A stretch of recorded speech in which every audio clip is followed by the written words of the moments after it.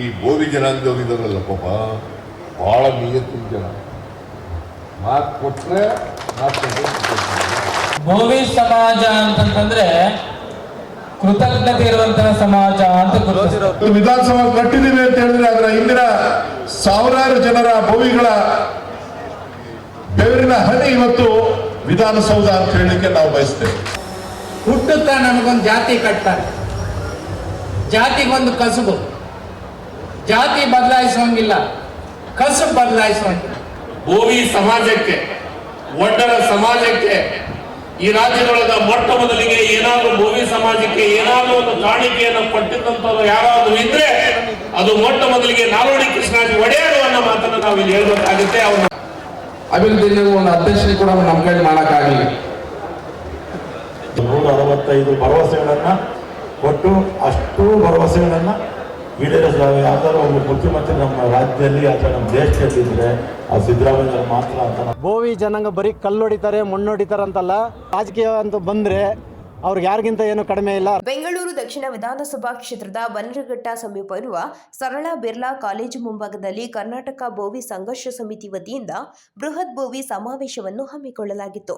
ಇನ್ನು ಇದೇ ಸಂದರ್ಭದಲ್ಲಿ ಶ್ರೀ ನಾಲ್ವಡಿ ಕೃಷ್ಣರಾಜ ಒಡೆಯರ ಜಯಂತಿ ಹಾಗೂ ಡಾಕ್ಟರ್ ಬಿಆರ್ ಅಂಬೇಡ್ಕರ್ ಅವರ ಜಯಂತಿ ಮತ್ತು ಮಂಜರಿ ಹನುಮಂತಪ್ಪರವರ ಜಯಂತಿಯನ್ನು ಅದ್ದೂರಿಯಾಗಿ ಆಚರಿಸಲಾಯಿತು.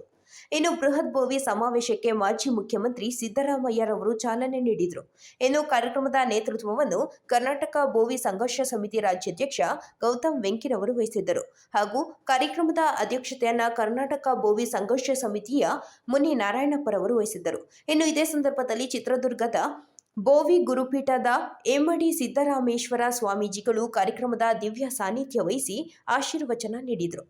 ಇನ್ನು ಕಾರ್ಯಕ್ರಮದಲ್ಲಿ ಸಂಸದ ಡಿಕೆ ಸುರೇಶ್, ಮಾಜಿ ಸಚಿವ ರಾಮಲಿಂಗಾರೆಡ್ಡಿ, ನಿವೃತ್ತ ನ್ಯಾಯಾಧೀಶರಾದ ಎಚ್ಎನ್ ನಾಗಭೂಷಣ್, ಸಹಾಯಕ ಪ್ರಾಧ್ಯಾಪಕ ದಿವಾಕರ್, ಉಚ್ಚ ನ್ಯಾಯಾಲಯದ ವಕೀಲರಾದ ಶಂಕರಪ್ಪ, ಶಾಸಕ ಬಿ ಶಿವಣ್ಣ, ಮಾಜಿ ಸಚಿವ Shivaraj S, Tangadagi, Goolihatti Shekhar, Davanagere Gangadhar, Rajagopala Reddy, R K. Ramesh, Dinnepalya Krishnappa, CK.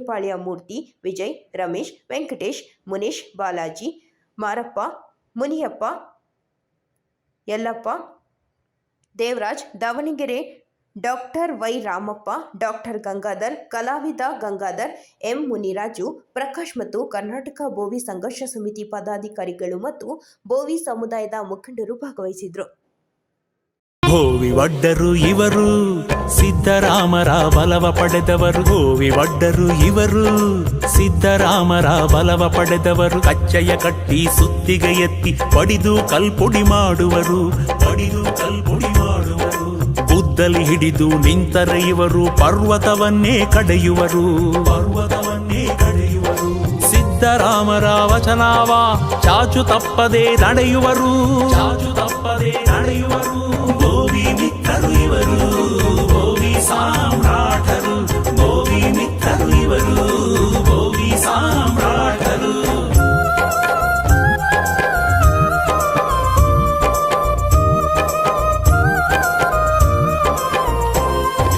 ಚಾಣ ಸುತ್ತಿಗೆ ಕೈಯಲ್ಲಿ ಹಿಡಿದರೆ ಗುಡಿಗೋಪುರವನೆ ಕಟ್ಟುವರು. ಕರ್ಣಿಯ ಹಿಡಿದು ಹೊರಟರೆ ಇವರು ಮನೆ ಮಾಳಿಗೆಯನೆ ಕಟ್ಟುವರು. 7 ಸುತ್ತಿನ ಕೋಟೆಗಳನ್ನು ತೋಳ ಬಲದಲ್ಲೇ ಕಟ್ಟಿದರು. ತಣ್ಣೀರು ಬಟ್ಟೆ ಹೊಟ್ಟೆಗೆ ಕಟ್ಟಿ ಕಾಯಕ ಎಂದು ಬಿಡದವರು. ಬೋವಿ ಮಿತ್ರರು ಇವರು, ಬೋವಿ ಸಾಮ್ರಾಟರು. ಬೋವಿ ಮಿತ್ರರು ಇವರು, ಬೋವಿ ಸಾಮ್ರಾಟರು.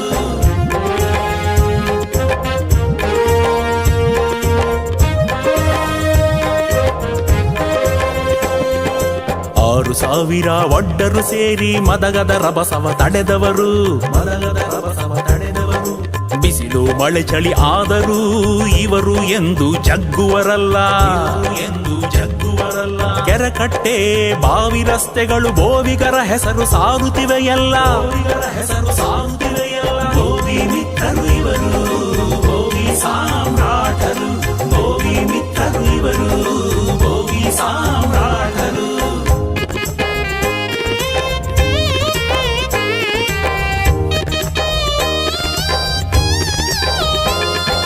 ಹೊಟ್ಟೆಗೆ ಹಿಟ್ಟು ಇಲ್ಲದಿದ್ದರೂ ಕಾಯಕ ಬಿಡದ ಸ್ವಾಭಿಮಾನಿಗಳು. ಬೋವಿ ಒಡ್ಡರು ಇವರು, ಆಧುನಿಕ ಶಿಲ್ಪಿಗರು ಇವರು. ಮೈಸೂರು ರಾಜರ ಮಾತಿಗೆ ಮಣಿದು KRS ಕಟ್ಟಿದ ಧೀರಶೂರರು. ಬೋವಿ ಮಿತ್ರರು ಇವರು, ಬೋವಿ ಸಾಮ್ರಾಟರು. ಬೋವಿ ಮಿತ್ರರು ಇವರು, ಬೋವಿ ಸಾಮ್ರಾಟರು.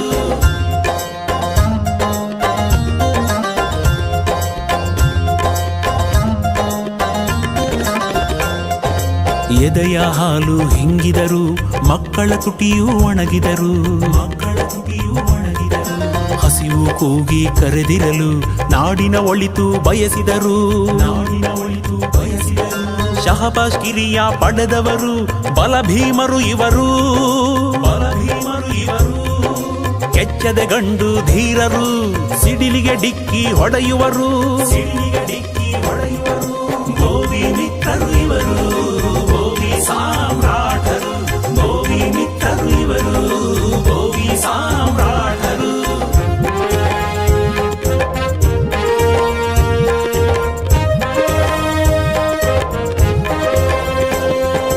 ಕೆಚ್ಚೆದೆ ಗಂಡು ಧೀರರು, ಸಿದ್ದರಾಮರ ಬಲವ ಪಡೆದವರು.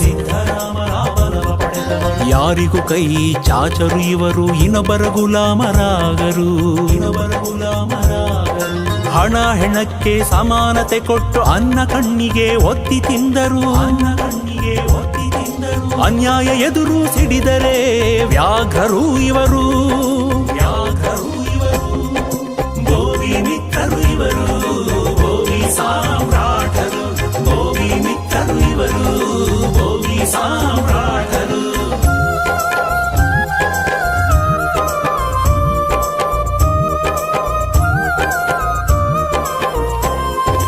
ಕನ್ನಡ ಬೋವಿ ಒಡ್ಡರು ಇವರು, ಎಂದು ಸಮರ ಸಾರಿ ನಡೆದವರು. ಕ್ರಾಂತಿವೀರ ಒಡ್ಡರ ಎಳ್ಳಣ್ಣ ಬೆಳವಾಡಿಯಲ್ಲಿ ಮೆರೆದವರು. ದೇಶದ್ರೋಹಿ ಆಂಗ್ಲರ ವಿರುದ್ಧ ತೊಡೆತಟ್ಟಿ ಖಡ್ಗ ಹಿಡಿದವರು. ಆಧುನಿಕ ಶಿಲ್ಪಿಗರು ಇವರು, ಕಲಾ ಸಾಮ್ರಾಟರು. ಬೋವಿ ಮಿತ್ರರು ಇವರು, ಬೋವಿ ಸಾಮ್ರಾಟರು. ಬೋವಿ ಮಿತ್ರರು ಇವರು, ಬೋವಿ ಸಾಮ್ರಾಟರು.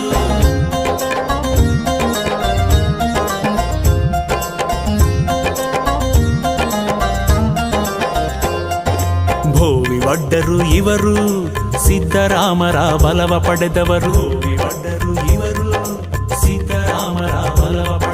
ಕಚ್ಚೆಯ ಕಟ್ಟಿ ಸುತ್ತಿಗೆ ಎತ್ತಿ ಬಡಿದು ಕಲ್ಪುಡಿ ಮಾಡುವರು.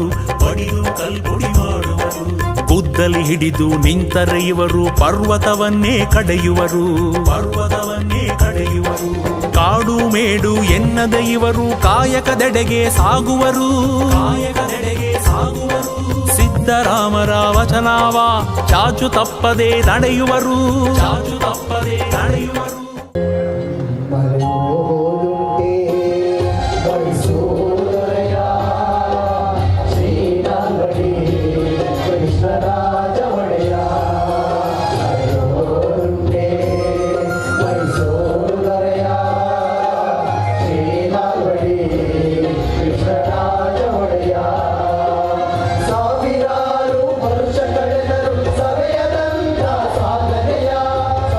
ಸಾವಿರಾರು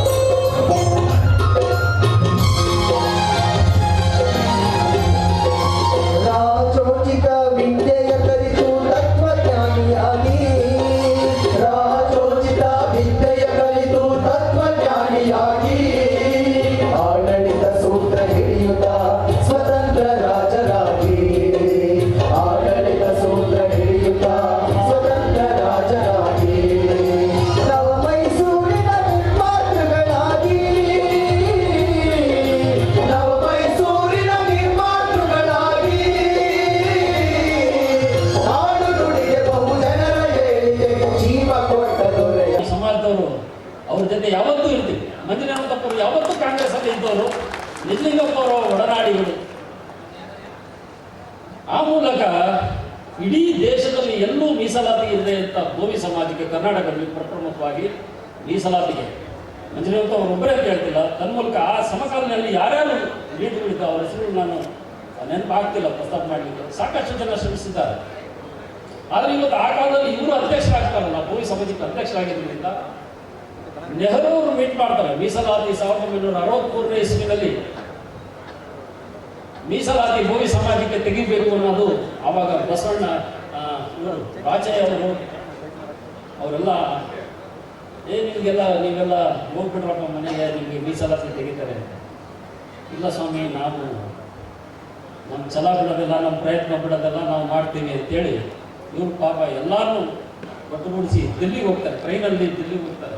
ತಮಿಳುನಾಡಿಂದ ಇಂಗ್ಲೀಷ್ ಮಾತಾಡೋರನ್ನ, ಮಹಾರಾಷ್ಟ್ರದಿಂದ ಹಿಂದಿ ಮಾತಾಡೋರನ್ನ ಎಲ್ಲ ಕರ್ಕೊಂಡು ಹೋಗ್ಬಿಟ್ಟು ದೆಹಲಿಯಲ್ಲಿ ಮಾತಾಡ್ತಾರೆ. ದೆಹಲಿಯಲ್ಲಿ ಏನ್ರಿ ಎಲ್ಲ ಬಂದ್ಬಿಟ್ಟಿದ್ದೀರಾ, ನಿಮ್ಮ ಲೀಡರ್ ಯಾರು ಅಂದರೆ ನಮ್ಗೆ ಯಾರು ಲೀಡರ್ ಇಲ್ಲ ಸ್ವಾಮಿ. ಇವರೆಲ್ಲ ನಮ್ಮ ಹೆಣ್ಮಕ್ಳು ಬ್ಲೌಸ್ ಹಾಕ್ತಿದ್ದಿಲ್ಲ, ಅಷ್ಟು ಅನಕ್ಷತೆ.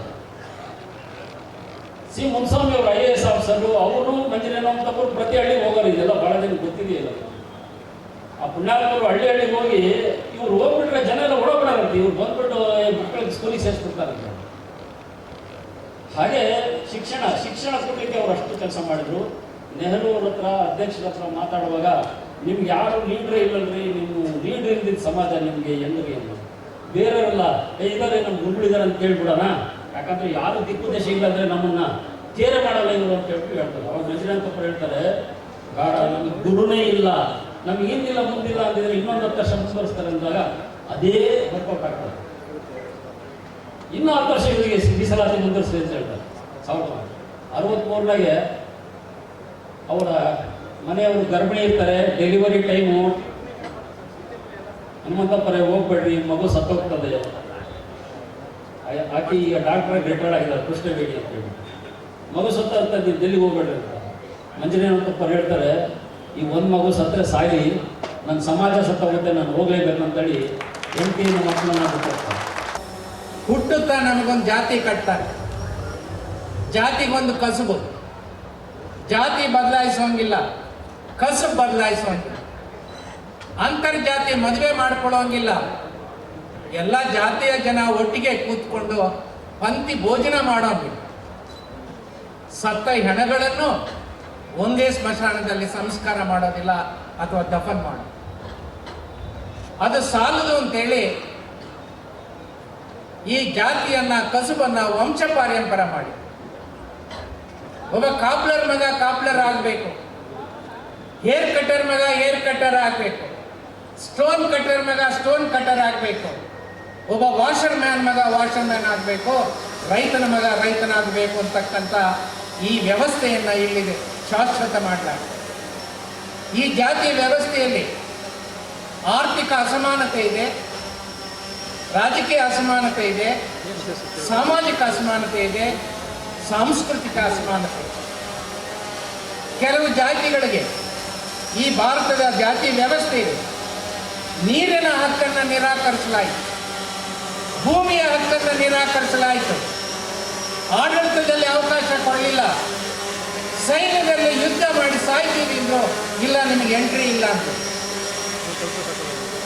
ಆ ಅಸಮಾನತೆಯ ವಿರುದ್ಧ ಬುದ್ಧನ ಕಾಲದಿಂದ, ಬಸವಣ್ಣನ ಕಾಲದಲ್ಲಿ, ಸಂತರ ಕಾಲದಲ್ಲಿ, ಪೆರಿಯಾರು, ನಾರಾಯಣ ಗುರು, ವಿವೇಕಾನಂದ, ಮಹಾತ್ಮ ಗಾಂಧಿ, ಅನೇಕ ಮಹನೀಯರು ಧ್ವನಿ ಎತ್ತಿ. ಆದರೆ ಮೈಸೂರು ಸಂಸ್ಥಾನದಲ್ಲಿ ಸಾಮಾಜಿಕ ನ್ಯಾಯಕ್ಕೆ ಮೊದಲು ತೋರಣ ಕಟ್ಟಿದವರು ಮಹನೀಯರಾದಂಥ ನಾಲ್ಮಡಿ ಕೃಷ್ಣರಾಜ ಒಡೆಯರು. ಅವ್ರಿಗೆ ನಾವೊಂದು ಸೆಲ್ಯೂಟ್ ಹೊಡೆಯುತ್ತೇವೆ. ಜಗತ್ತಿನ ಎಲ್ಲ ದಾರ್ಶನಿಕರು, ದೇಶದ ಎಲ್ಲ ದಾರ್ಶನಿಕರು, ಸಂತರು ಈ ಜಾತಿ ವ್ಯವಸ್ಥೆಯ ಧ್ವನಿ ಎತ್ತಿದ್ರು. ಸಾಮಾಜಿಕ ನ್ಯಾಯ ಸಮಾಜದ ಒಂದು ನೀತಿ ಆಗಬೇಕು ಅಂದರು, ಒಬ್ಬ ವ್ಯಕ್ತಿಯ ನೀತಿ ಆಗಬೇಕು. ಆದರೆ ಮೊದಲನೇ ಬಾರಿಗೆ ಸಾಮಾಜಿಕ ನ್ಯಾಯ ರಾಜನೀತಿ ಆಗಬೇಕು, ಅದು ದೇಶದಲ್ಲಿ ಅನುಷ್ಠಾನಕ್ಕೆ ಬರಬೇಕು ಅಂತ ಧ್ವನಿ ಎತ್ತಿದವರು ಡಾಕ್ಟರ್ BR ಅಂಬೇಡ್ಕರ್. ಹಾಗಾಗಿನೇ ಭಾರತದ ಸಂವಿಧಾನದಲ್ಲಿ ಸಾಮಾಜಿಕ ನ್ಯಾಯಕ್ಕೆ ಒಂದು ಮಹತ್ತರವಾದಂಥ ಸ್ಥಾನವನ್ನು ನಮ್ಮ ಹಿರಿಯರು ನೀಡಿದ್ದಾರೆ. ಆ ಸಾಮಾಜಿಕ ನ್ಯಾಯ ಕಳೆದ 73 ವರ್ಷಗಳಲ್ಲಿ ಜಾರಿಯಾಗಿ ಒಂದಷ್ಟು ಜನರಿಗೆ ಅನುಕೂಲ ಆಗಿದೆ ಅಂತಕ್ಕಂಥ ಸತ್ಯನ ನಾವು ಯಾರೂ ಮರೆಯಲ್ಲ. ಅದು ರಾಜಕಾರಣದಲ್ಲಾಗಲಿ, ಆರ್ಥಿಕವಾಗಿ ಆಗಲಿ, ಔದ್ಯೋಗಿಕವಾಗಿ ಆಗಲಿ, ಶೈಕ್ಷಣಿಕವಾಗಿ ಆಗಲಿ ಒಂದಷ್ಟು ಅವಕಾಶಗಳು ಸಿಕ್ಕಿ ಈ ತಳ ಸಮುದಾಯದ ಜನರು ಅಭಿವೃದ್ಧಿಯನ್ನು ಸಾಧಿಸಿದ್ದಾರೆ. ಎಲ್ಲ ಕ್ಷೇತ್ರಗಳಿಗೂ ಪ್ರವೇಶಿಸಿದ್ದಾರೆ, ತಮ್ಮದೇ ಆದಂಥ ಕೊಡುಗೆಯನ್ನು ನೀಡಿದ್ದಾರೆ, ತಾವು ಕೂಡ ಅಭಿವೃದ್ಧಿ ಆಗಿದ್ದಾರೆ ಅಂತಕ್ಕಂಥ ಸತ್ಯನ ನಾವು ಯಾರೂ ನಂಬಿಲ್ಲ. ಆದರೆ ದುರಾದೃಷ್ಟವಶಾತ್ ಇವತ್ತು ನಾವು ಬಹಳ ಸಂದಿಗ್ಧ ಪರಿಸ್ಥಿತಿಯಲ್ಲಿದ್ದೀವಿ. ಸಾಮಾಜಿಕ ನ್ಯಾಯನ ಅಪ್ರಸ್ತುತಗೊಳಿಸ್ತಕ್ಕಂಥ ಒಂದು ಪ್ರಕ್ರಿಯೆ ಈ ದೇಶದಲ್ಲಿ ವ್ಯಾಪಕವಾಗಿ ನಡೀತಾ ಇದೆ. ಕೇಂದ್ರ ಸರ್ಕಾರ ಎಲ್ಲ ರಾಜ್ಯ ಸರ್ಕಾರಗಳಲ್ಲಿ ಸ್ಯಾಂಕ್ಷನ್ಡ್ ಪೋಸ್ಟ್ 60 ಲಕ್ಷಕ್ಕೂ ಹೆಚ್ಚು ಖಾಲಿ ಬಿದ್ದಿವೆ. ಡಿಸ್ಇನ್ವೆಸ್ಟ್ಮೆಂಟ್ ಅಂತ ಹೆಸರಿನಲ್ಲಿ ಈ 2022-23 ಸಾಲಿನಲ್ಲಿ 6 ಲಕ್ಷ ಕೋಟಿಗೂ ಹೆಚ್ಚು ಬಂಡವಾಳವನ್ನು ಸಾರ್ವಜನಿಕ ಕ್ಷೇತ್ರದಿಂದ ಹಿಂಪಡೆಯಲು ಸರ್ಕಾರ ಈಗಾಗಲೇ ಜಾರಿ ಕ್ರಮವನ್ನು ಕೈಗೊಂಡಿದೆ. ಇಂತಹ ಒಂದು ಸಂದರ್ಭ ದೇಶದಲ್ಲಿ ಹೋಗಿದೆ. ಯಾವ ಅವಕಾಶಗಳು ಸಾಮಾಜಿಕ ನ್ಯಾಯ ಮೀಸಲಾತಿ ಸವಲತ್ತುಗಳಿಗೆ ಒಳಪಟ್ಟಿತ್ತೋ ಅವು ಇವತ್ತು ಕಳ್ಕೊಳ್ತಕ್ಕಂಥ ಪರಿಸ್ಥಿತಿಯಲ್ಲಿ ನಾವಿದ್ದೀವಿ. ನಮ್ಮ ಗೌತಮ್ ವೆಂಕಿಯವರು ಮತ್ತೆ ನಮ್ಮ ಸಮಾಜದ ಈ ಭಾಗದ ಎಲ್ಲ ನನ್ನ ಯುವಕರು ಹಿರಿಯರೆಲ್ಲ ಒಂದು ಅದ್ಭುತವಾದ ಒಂದು ಕಾರ್ಯಕ್ರಮವನ್ನು ಆಚರಣೆ ಮಾಡಿದ್ದಾರೆ. ವಿಶೇಷವಾಗಿ ನಾಲ್ವಡಿ ಕೃಷ್ಣ ಜಯಂತಿ ನಮ್ಮ ಸಮಾಜ ಯಾವತ್ತೂ ಕೂಡ ಅವರಿಗೆ ನಾಲ್ವಡಿ ಕೃಷ್ಣ ಅವರಿಗೆ ಮಹಾರಾಜರಿಗೆ ನಾವು ಋಣಿಯಾಗಿರಬೇಕಾಗುತ್ತೆ. ಯಾಕಂದರೆ ಆ ರೀತಿ ಸೌಲಭ್ಯಗಳನ್ನು ಸಮಾಜಕ್ಕೆ ಕೊಡುಗೆ ನೀಡುವುದರ ಜೊತೆಗೆ ಮೀಸಲಾತಿಯನ್ನು ನಮಗೆ ಇವತ್ತು ಪರಿಶಿಷ್ಟ ಜಾತಿ ಮೀಸಲಾತಿಯನ್ನು ಅವರ ನೀಡಿರ್ತಕ್ಕಂಥ ಒಂದು ಭಿಕ್ಷೆ ಅಂತೇಳಿ ನಾನು ಅದು ಭಾವಿಸ್ತೀನಿ. ಹಾಗೆಯೇ ನಮ್ಮ ಸಮಾಜದ ಇನ್ನೋರ್ವರು ಮಂಜರಿ ಹನುಮಂತಪ್ಪನವರು ಅವರ ಕೊಡುಗೆ ಕೂಡ ಅಪಾರ. ಈ ಭಾಗದಲ್ಲಿ ಆನೇಕಲ್ಲಾಗಲಿ, ಬೆಂಗಳೂರು ಗ್ರಾಮಾಂತರ ಆಗಲಿ ಅವರ ಪರಿಚಯ ಕಡಿಮೆ ಇರ್ಬೋದು. ನಾವೆಲ್ಲ ಅವರ ನೆರಳಿನಲ್ಲೇ ಬೆಳೆದು ಬಂದಂಥವ್ರು.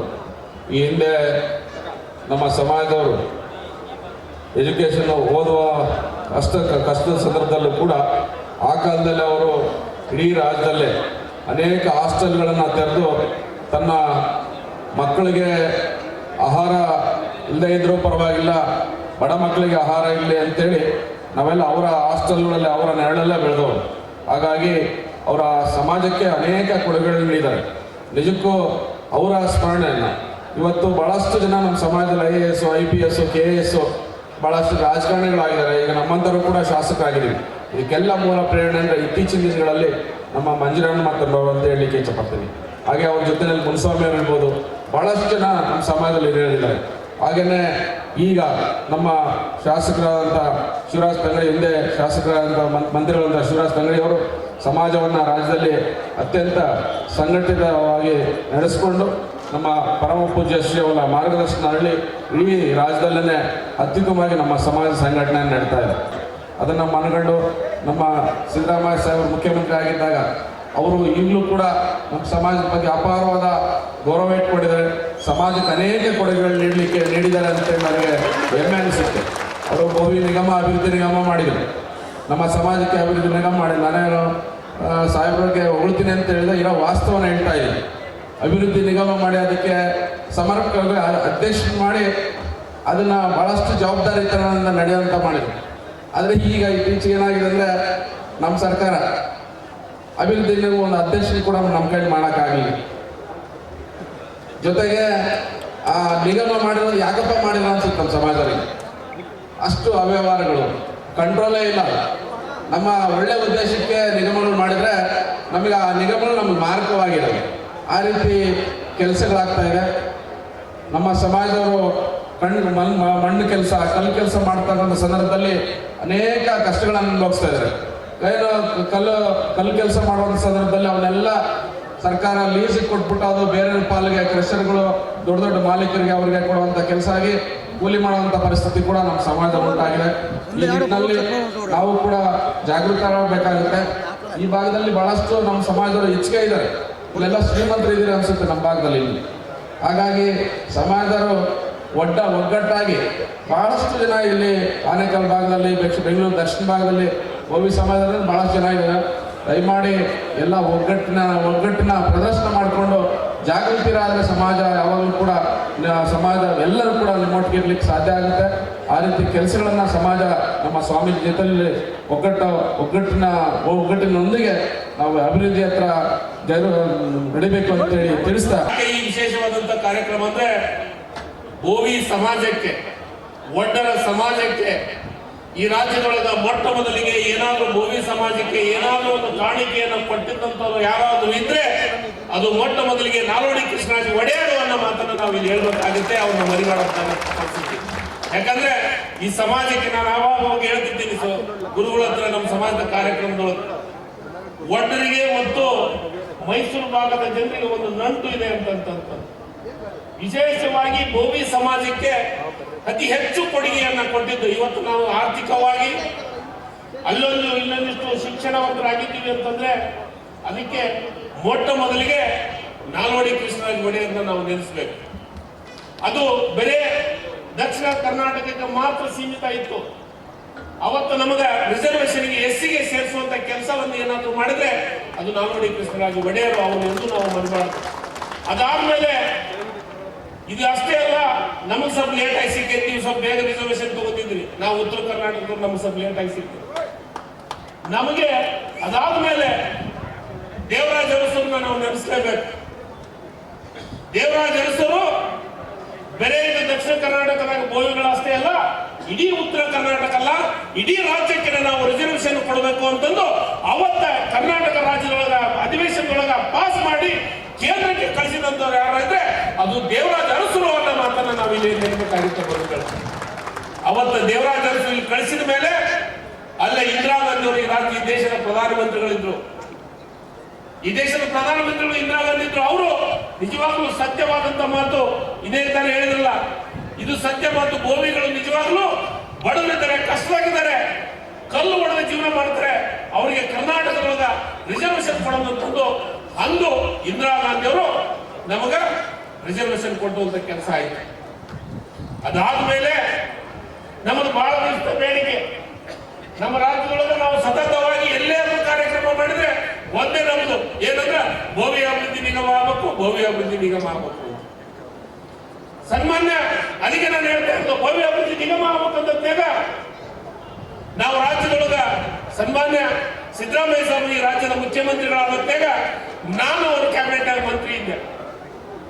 ಕ್ಯಾಬಿನೆಟ್ ನಾನು ಮಂತ್ರಿ ಇದ್ದಂತೆ ನಾನೊಂದು ಸ್ವಾಮೀಜಿಯವರು ಮತ್ತು ನಮ್ಮ ಸಮಾಜ ಎಲ್ಲ ಬಂಧುಗಳು ಒಂದ್ ಕಡೆ ಸೇರಿ ಇಲ್ಲ ಇದೇ ಅವಕಾಶವನ್ನ ಉಪಯೋಗ ಮಾಡ್ಕೊಳ್ಳೋಣ, ಈ ಅವಕಾಶವನ್ನು ಉಪಯೋಗ ಮಾಡಿಕೊಂಡು ಅಭಿವೃದ್ಧಿ ನಿಗಮವನ್ನು ಘೋಷಣೆ ಮಾಡೋಣ.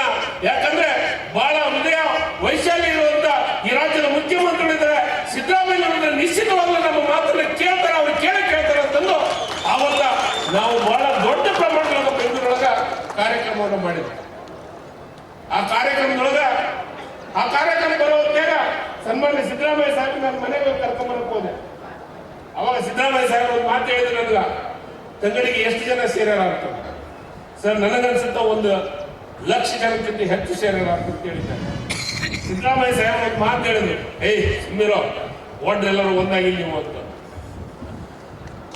ಇಲ್ಲ ಸರ್ ಈಗ ಒಂದಾಗಿದೆ. ಮೊದಲಿಂದ ನಾನು ಸಮಾಜಕ್ಕೆ ನನಗೆ ಬಾಂಧವ್ಯ ಜಾಸ್ತಿ ಇದೆ, ಒಟ್ಟರ ಜೊತೆಗೆ ನನಗೆ ವಿಶೇಷವಾದ ಸಮಾಜ ಸ್ಥಿತಿ ಇದೆ.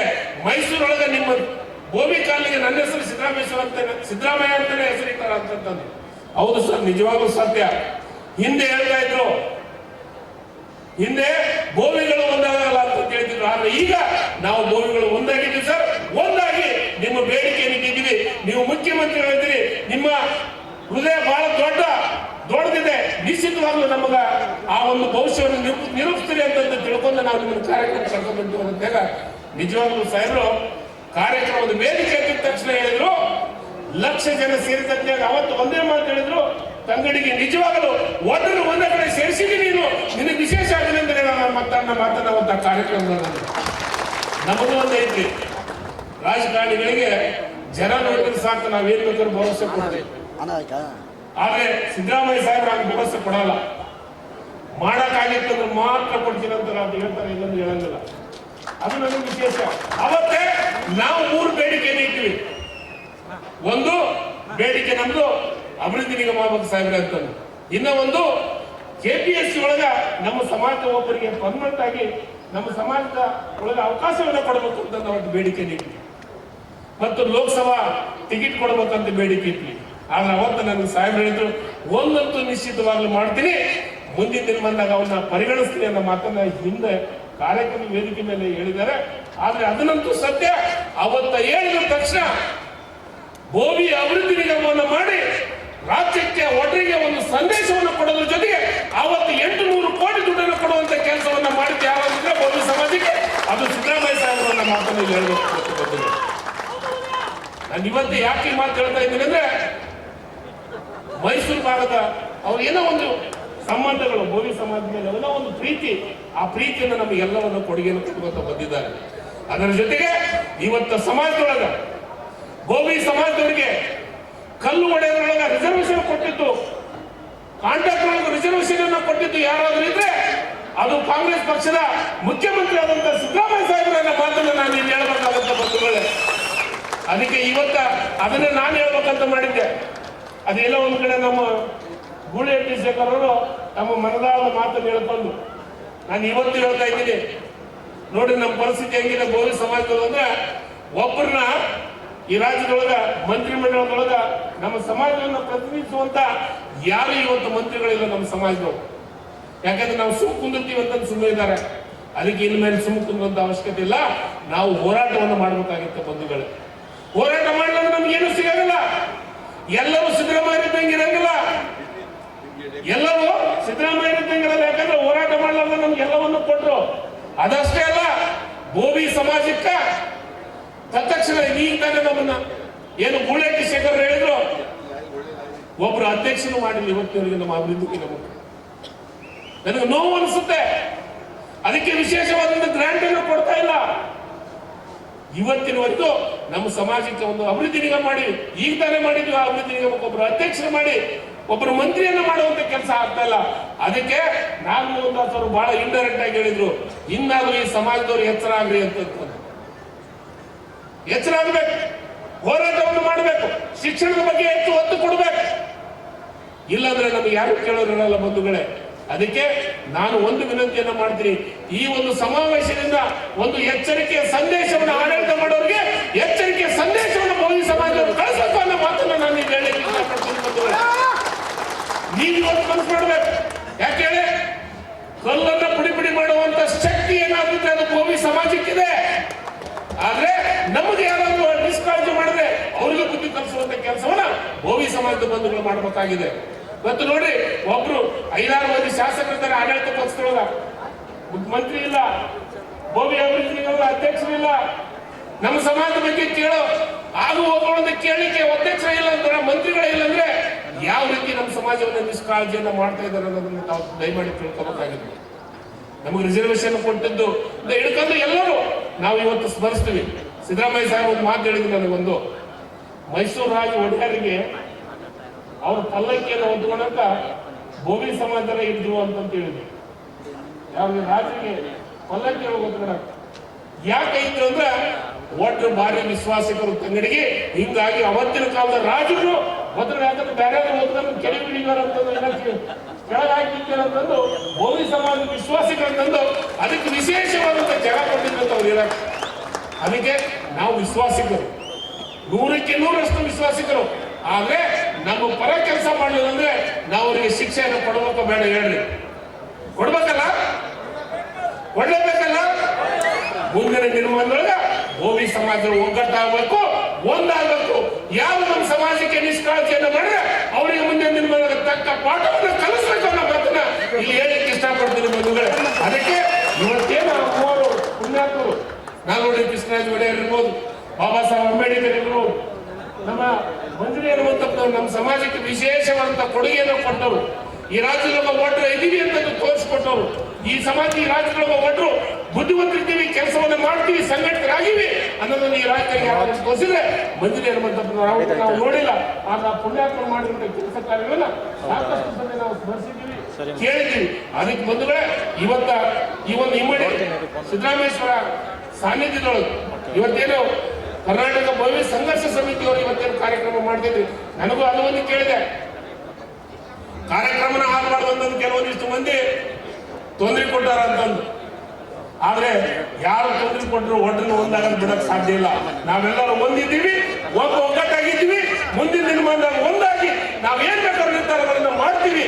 ಅದಕ್ಕೆ ಯಾವತ್ತು ನಮಗೆ ಹಿಂದೆ ಯಾರು ಗುರುಗಳು ಇದ್ದಿದ್ದಿಲ್ಲ, ಈಗ ನಮಗೆ ಗುರುಗಳು ಇದ್ದಾರೆ, ಗುರಿನೇ ಇದೆ. ಮುಂದಿನ ದಿನಮಾನ ಸಂಘಟನೆ ಮಾಡಿ ನಮ್ಮ ಸಮಾಜವನ್ನು ಸಂಘಟಿಸುವಂತ ಕೆಲಸವನ್ನು ನಾವು ಮಾಡೋಣ ಅನ್ನೋ ಮಾತನ್ನ ಹೇಳಿ ನಮಗೆ ಯಾರು ಸಹಾಯ ಮಾಡಿರ್ತಾರೆ, ಅದು ಕಲ್ಲು ಹೊಡೆಯೋದಿರ್ಬೋದು ಅಥವಾ ಭೂಮಿ ನೀವು ಕನೆಕ್ಟ್ ಮಾಡ್ಕೊಳ್ಳಿ ಕೆಲಸ ಮಾಡೋದಿರ್ಬೋದು. ನಮ್ಮ ಥರನೇ ನೀವು ಈ ಕಡೆ ತೆಲುಗು ಮಾತಾಡ್ತೀರಾ, ಆ ಕಡೆ ಹೋದರೆ ಕನ್ನಡ ಮಾತಾಡ್ತಾರೆ. ನಮ್ಮಲ್ಲಿದ್ದಾಗೆ ನಿಮ್ಮಲ್ಲೂ ಕೂಡ ಒಳಪಂಗಡಿಗಳು ಸಾಕಷ್ಟು ಇದೆ. ಈ ಸಂದರ್ಭದಲ್ಲಿ ಭಾಷೆ ಯಾವುದೇ ಇರಲಿ, ಆಹಾರ ಪದ್ಧತಿ ಯಾವುದೇ ಇರಲಿ, ಮತ್ತು ಒಳಪಂಗಡಿಗಳು ಇದೆಲ್ಲ ಬಿಟ್ಟು ಸ್ವಾಮೀಜಿಯವರ ನೇತೃತ್ವದಲ್ಲಿ ನೀವೆಲ್ಲ ಕೂಡ ಒಗ್ಗಟ್ಟಾಗಬೇಕು ಅಂತ ನಾನು ಈ ಸಂದರ್ಭದಲ್ಲಿ ಹೇಳಿ, ಒಗ್ಗಟ್ಟಿದ್ರೆ ಯಾವತ್ತೂ ಕೂಡ ಬಲ. ನಿಮ್ಮ ಸಮಾಜಕ್ಕೆ ಏನಾಗಬೇಕಾಗಿದೆಯೋ ಅದು ಸರ್ಕಾರದ ವತಿಯಿಂದ ಮಾಡ್ಕೋಬೇಕಾಗಿದ್ರೆ ನಿಮ್ಮಲ್ಲಿ ಯಾವತ್ತೂ ಕೂಡ ಒಗ್ಗಟ್ಟು ಬಹಳ ಮುಖ್ಯ. ಒಗ್ಗಟ್ಟಿಂದ ತಾವೆಲ್ಲ ಕೂಡ ಈ ಒಂದು ಸಮಾವೇಶವನ್ನು ಮಾಡಿದ್ದೀರಾ. ಇನ್ನೂ ಅನೇಕ ಬೇರೆ ಬೇರೆ ಕಡೆ ಸಮಾವೇಶಗಳೆಲ್ಲ ಮಾಡಿದ್ದೀರಾ. ಈಗಾಗಲೇ ಶಿವರಾಜ್ ತಂಗಡಿಯವರೆಲ್ಲ ಕೂಡ ಹೇಳಿದ್ದಾರೆ. ಮತ್ತು ಇವತ್ತು ನಮ್ಮ ಡಿ ಕೆ ಸುರೇಶ್ವರ ಹೆಸರು ಮರೆತೆ. ಅದೇ ರೀತಿ ಇವತ್ತು ತಾವೆಲ್ಲ ಕೂಡ ಸೇರಿರ್ತಕ್ಕಂಥದ್ದು ಇನ್ನು ಅನೇಕ ಬೇಡಿಕೆಗಳನ್ನು ತಾವು ಇಟ್ಟಿದ್ದೀರ. ಅದು ಮುಖ್ಯಮಂತ್ರಿಗಳು, ಮಾಜಿ ಮುಖ್ಯಮಂತ್ರಿಗಳು ಮತ್ತು ನಮ್ಮ ಸುರೇಶ್ ಎಲ್ಲ ಮಾತಾಡುವಂಥ ಸಂದರ್ಭದಲ್ಲಿ ಅದನ್ನೆಲ್ಲ ಕೂಡ ಮಾತಾಡ್ತಾರೆ ಅಂತೇಳಿ ನಮ್ಮ ಪಕ್ಷ ಯಾವತ್ತೂ ಕೂಡ ಕಾಂಗ್ರೆಸ್ ಪಕ್ಷ ಸಾಮಾಜಿಕ ನ್ಯಾಯಕ್ಕೆ ಬದ್ಧವಾಗಿರ್ತಕ್ಕಂಥದ್ದು. ಅದರಲ್ಲೂ ಕೂಡ ಅತ್ಯಂತ ಹಿಂದುಳಿದ ವರ್ಗಗಳು, ಪರಿಶಿಷ್ಟ ಜಾತಿ ವರ್ಗಗಳಿಗೆ ಸ್ವಾತಂತ್ರ್ಯ ಪೂರ್ವದಿಂದಲೂ ಕೂಡ ಮತ್ತು ಸ್ವಾತಂತ್ರ್ಯ ಬಂದ ಮೇಲೂ ಕೂಡ ನಾವು ಆದ್ಯತೆಯನ್ನು ನಾವು ಕೊಟ್ಕೊಂಡ್ಬಂದಿದ್ವಿ. ವಿಶೇಷವಾಗಿ ದೇವರಾಜ ಅರಸು ಅವರು ಹಿಂದುಳಿದ ವರ್ಗಗಳಿಗೆ, SC/STಗೆ ಹೆಚ್ಚು ಒತ್ತನ್ನು ಕೊಟ್ಟವರು. ಅದಾದಮೇಲೆ ನಮ್ಮ ಸಿದ್ದರಾಮಯ್ಯನವರು, ಅದು ಎಲ್ರಿಗೂ ಗೊತ್ತಿರ್ತಕ್ಕಂಥ ಒಂದು ವಿಚಾರ.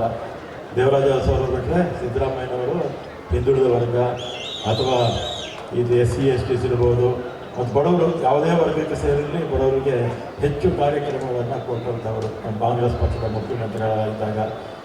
ಮತ್ತು ಸುಮಾರು 165 ಭರವಸೆಗಳನ್ನು ಕೊಟ್ಟು ಅಷ್ಟೂ ಭರವಸೆಗಳನ್ನು ಈಡೇರಿಸಿದಾಗ ಯಾವ್ದಾದ್ರು ಒಬ್ಬ ಮುಖ್ಯಮಂತ್ರಿ ನಮ್ಮ ರಾಜ್ಯದಲ್ಲಿ ಅಥವಾ ನಮ್ಮ ದೇಶದಲ್ಲಿದ್ದರೆ ಆ ಸಿದ್ದರಾಮಯ್ಯವರು ಮಾತ್ರ ಅಂತ ನಾನು ಈ ಸಂದರ್ಭದಲ್ಲಿ ಹೇಳಿ ಅವರು ತಮ್ಮ ಬೇಡಿಕೆಗಳನ್ನು ಮಾತಾಡುವಂಥ ಸಂದರ್ಭದಲ್ಲಿ ಇವತ್ತು ಯಾರ್ಯಾರನ್ನ ತಿರ್ಸ್ತಕ್ಕಂಥ ಪ್ರಯತ್ನಗಳು ನಡೀತಾ ಇದೆ, ಯಾವ ವಿಚಾರಗಳ ಮೇಲೆ ನೀವು ಅಭಿವೃದ್ಧಿಗೋಸ್ಕರ ನೀವು ಕೆಲಸ ಮಾಡ್ತಕ್ಕಂಥವ್ರು.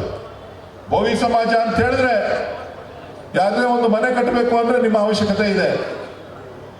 ಯಾವುದೇ ಒಂದು ಇವತ್ತು ವಿಧಾನಸಭಾ ಕಟ್ಟಿದ್ದೀವಿ ಅಂತ ಹೇಳಿದ್ರೆ ಅದರ ಹಿಂದಿನ ಸಾವಿರಾರು ಜನರ ಭೋವಿಗಳ ಬೆವರಿನ ಹನಿ ಇವತ್ತು ವಿಧಾನಸೌಧ ಅಂತ ಹೇಳಲಿಕ್ಕೆ ನಾವು ಬಯಸ್ತೇವೆ. ಇವತ್ತು ಕೃಷ್ಣರಾಜ್ ಅವರು, ಒಡೆಯರ್ ಅವರು ಕಟ್ಟಿರ್ತಕ್ಕಂಥ ಕನ್ನಂಬಾಡಿ ಕಟ್ಟಡ ಎಲ್ಲ ಜಾತಿಯವರು ಕೂಡ ಇದ್ದಾರೆ. ಆದ್ರೆ ಇವತ್ತು ಎಲ್ಲಿ ಈ ಕಾರ್ಯಕ್ರಮ ಚೆನ್ನಾಗಿ ಆಗೋಗುತ್ತೋ ಅಂತ ಹೇಳಿ ಕೆಲವು ಕಿಡಿಗೇಡಿಗಳು ಸೀರೆ ಹಂಚತಕ್ಕಂಥ ವಾರ್ಡ್ಗಳಿಗೆ ಹೋಗಿ, ಹಳ್ಳಿಗಳಿಗೆ ಹೋಗಿ ಸೀರೆ ಹಂಚತಕ್ಕಂಥ ಕುಚೋದ್ಯ ಕೆಲಸವನ್ನ ಮಾಡ್ತಾ ಇದ್ದಾರೆ ಅಂತ ಹೇಳಿದ್ರೆ ಅವ್ರಿಗೆ ನೀವು ಬುದ್ಧಿ ಕಲಿಸ್ಬೇಕಾ ಬೇಡವಾ ಅಂತಕ್ಕಂಥದ್ದನ್ನ ನೀವು ಯೋಚನೆ ಮಾಡಬೇಕು. ನಮ್ಮ ರಮೇಶ್ ಹೇಳ್ತಾ ಇದ್ದಾರೆ ಕೋಳಿ ಹಂಚಕ್ಕೆ ಅಂತ ಹೇಳಿ. ಅವರು ಕೋಳಿ ಹಂಚಕ್ಕೆ, ಕೋಳಿ ವಿರೋಧ ಮಾಡ್ತಕ್ಕಂಥದ್ದು, ಆಹಾರ ಪದ್ಧತಿಗಳನ್ನ ವಿರೋಧ ಮಾಡ್ತಕ್ಕಂಥವ್ರು. ಯಾರನ್ನ ವಿರೋಧ ಮಾಡಲಿಲ್ಲ? ಯಾವ ಬಸವಣ್ಣನ ಹೆಸರಿನಲ್ಲಿ ಅಧಿಕಾರವನ್ನು ಹಿಡಿಲಿಕ್ಕೆ ಪ್ರಯತ್ನ ಮಾಡಿದ್ರೋ ಅವರನ್ನ ವಿರೋಧ ಮಾಡ್ತಾರೆ.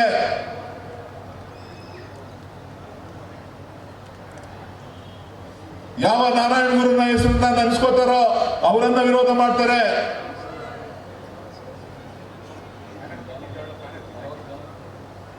ಪೆರಿಯಾರ್ ಅವರನ್ನ ವಿರೋಧ ಮಾಡ್ತಾರೆ. ನಾಡಕವಿ, ಜ್ಞಾನಪೀಠ ಪ್ರಶಸ್ತಿ ಕುವೆಂಪುರವರನ್ನ ವಿರೋಧ ಮಾಡ್ತಾರೆ. ಯಾತಕ್ಕೋಸ್ಕರ ವಿರೋಧ ಮಾಡ್ತಾರೆ? ಅವರು ಅಭಿವೃದ್ಧಿಯ ಕಡೆ ಚಿಂತನೆಯನ್ನ ಮಾಡ್ತಾ ಇಲ್ಲ, ಅವರು ಅಧಿಕಾರದ ಕಡೆ ಚಿಂತನೆಯನ್ನ ಮಾಡ್ತಾ ಇದ್ದಾರೆ. ಅವರು ಧರ್ಮದ ಕಡೆ ಚಿಂತನೆ ಮಾಡ್ತಾ ಇದ್ದಾರೆ. ಇಲ್ಲಿರ್ತಕ್ಕಂಥವ್ರೆಲ್ಲರೂ ಕೂಡ ಧರ್ಮ ಪಾಲನೆಯನ್ನ ಮಾಡ್ತಾರೆ. ಮುಂದಾಗಿರ್ತಕ್ಕಂಥವ್ರಿಗೆ ತಾವು ತಕ್ಕ ಪಾಠವನ್ನ ಕಲಿಸಬೇಕಾದಂತ ಸಮಯ ಹತ್ರ ಬರ್ತಾ ಇದೆ. ತಂಗಡಿಗೆ ಅವ್ರು ಹೇಳಿದ್ರು ನಾವೆಲ್ಲರೂ ಕೂಡ ಸಂಘಟಿತರಾಗಬೇಕು ಅಂತ ಹೇಳಿ. ಬಹುಶಃ ಈ ದೇಶ ಒಂದು ಉತ್ತಮವಾದಂತಹ ಪರಂಪರೆಯನ್ನ, ಒಂದು ಉತ್ತಮವಾದಂತಹ ಸಂಸ್ಕೃತಿಯನ್ನ ಇಟ್ಕೊಂಡಿರ್ತಕ್ಕಂಥ ಒಂದು ದೇಶ. ಎಲ್ಲ ಭಾಷಿಕರಿದ್ದಾರೆ, ಎಲ್ಲ ಧರ್ಮದವರಿದ್ದಾರೆ, ಎಲ್ಲ ಜಾತಿಯವರಿದ್ದಾರೆ. ಆದ್ರೆ ಹುಟ್ಟ ಯಾರು ಜಾತಿಯನ್ನ ಕೇಳ್ಕೊಂಡು ಬಂದವರಲ್ಲ. ಸಂವಿಧಾನವನ್ನು ಮಾಡಬೇಕಾದ್ರೆ ಯಾರಿಗೂ ಕೂಡ ಅಡ್ಡಿ ಆತಂಕಗಳನ್ನ ಇಟ್ಟಿಲ್ಲ. ಎಲ್ರಿಗೂ ಕೂಡ ಸಮಾನತೆಯನ್ನ ಕೊಡ್ತಕ್ಕಂಥ, ಸಮಾನ ಬದುಕನ್ನ ಕೊಡ್ತಕ್ಕಂಥ ಒಂದು ಪ್ರಯತ್ನವನ್ನ ಅಂಬೇಡ್ಕರ್ ಅವರು ಮಾಡಿದ್ದಾರೆ. ಇವತ್ತು ಏನ್ ಚರ್ಚೆ ಮಾಡ್ತಾರೆ? ಪುಸ್ತಕಗಳನ್ನ ಬದಲಾವಣೆ ಮಾಡಬೇಕು, ಇತಿಹಾಸವನ್ನ ಬದಲಾವಣೆ ಮಾಡಬೇಕು. ಏನ್ ಇತಿಹಾಸವನ್ನ ಬದಲಾವಣೆ ಮಾಡ್ತೀರಿ? ಅಂಬೇಡ್ಕರ್ ಅವರ ಹೆಸರು, ಅಂಬೇಡ್ಕರ್ ಅವರ ತಂದೆ ತಾಯಿಯ ಹೆಸರನ್ನ ಬದಲಾವಣೆ ಮಾಡಲಿಕ್ಕೆ ನಿಮಗೆ ಸಾಧ್ಯನಾ? ಪುಸ್ತಕದಿಂದ ಕೈ ಬಿಟ್ಟಿದ್ದೀರಲ್ಲ, ಸಾಧ್ಯ ಇದೆಯಾ? ಸಾಧ್ಯ ಇಲ್ಲ. ನಿಮ್ಮ ತಂದೆ ತಾಯಿಯ ಹೆಸರನ್ನ ನೀವು ಹೇಳದೇ ಇರಲಿಕ್ಕೆ ಸಾಧ್ಯನೇ ಇಲ್ಲ.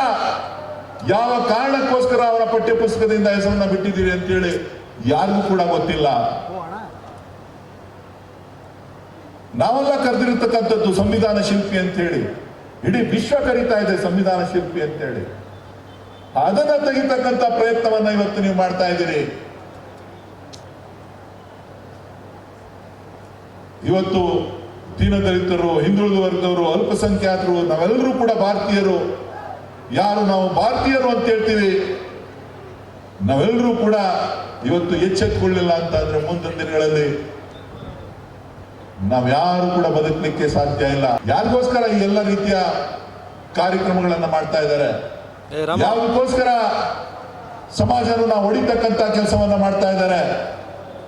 ಅದನ್ನ ತಾವೆಲ್ಲರೂ ಕೂಡ, ಪ್ರತಿಯೊಬ್ಬ ನಾಗರಿಕರು ಕೂಡ ಅರ್ಥ ಮಾಡ್ಕೋಬೇಕು. ಭೋವಿ ಸಮಾಜ ಅಂತಂತಂದ್ರೆ ಕೃತಜ್ಞತೆ ಇರುವಂತಹ ಸಮಾಜ ಅಂತ ಒಂದು ಸಣ್ಣ ಉದಾಹರಣೆ ಹೇಳ್ತೇನೆ. ಈ ಭಾಗದಾಗೆಲ್ಲ ನಾವು ಮುದ್ದೆ ತಿನ್ನೋ ಜನ, ಉತ್ತರ ಕರ್ನಾಟಕಕ್ಕೆ ಹೋದ್ರೆ ನಾವೆಲ್ಲ ರೊಟ್ಟಿ ತಿನ್ನೋ ಜನ.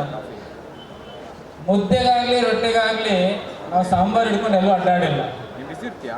ಏನ್ ಹಿಡ್ಕೊಂಡು ಅಡ್ಡಾಡ್ತಿದ್ವಿ ಅಂತಂದ್ರೆ ಒಂದು ಬದನೆಕಾಯಿ, ಒಂದು ಮೆಣಸಿನಕಾಯಿ, ಒಂದು ಹಳ್ಳು ಉಪ್ಪು.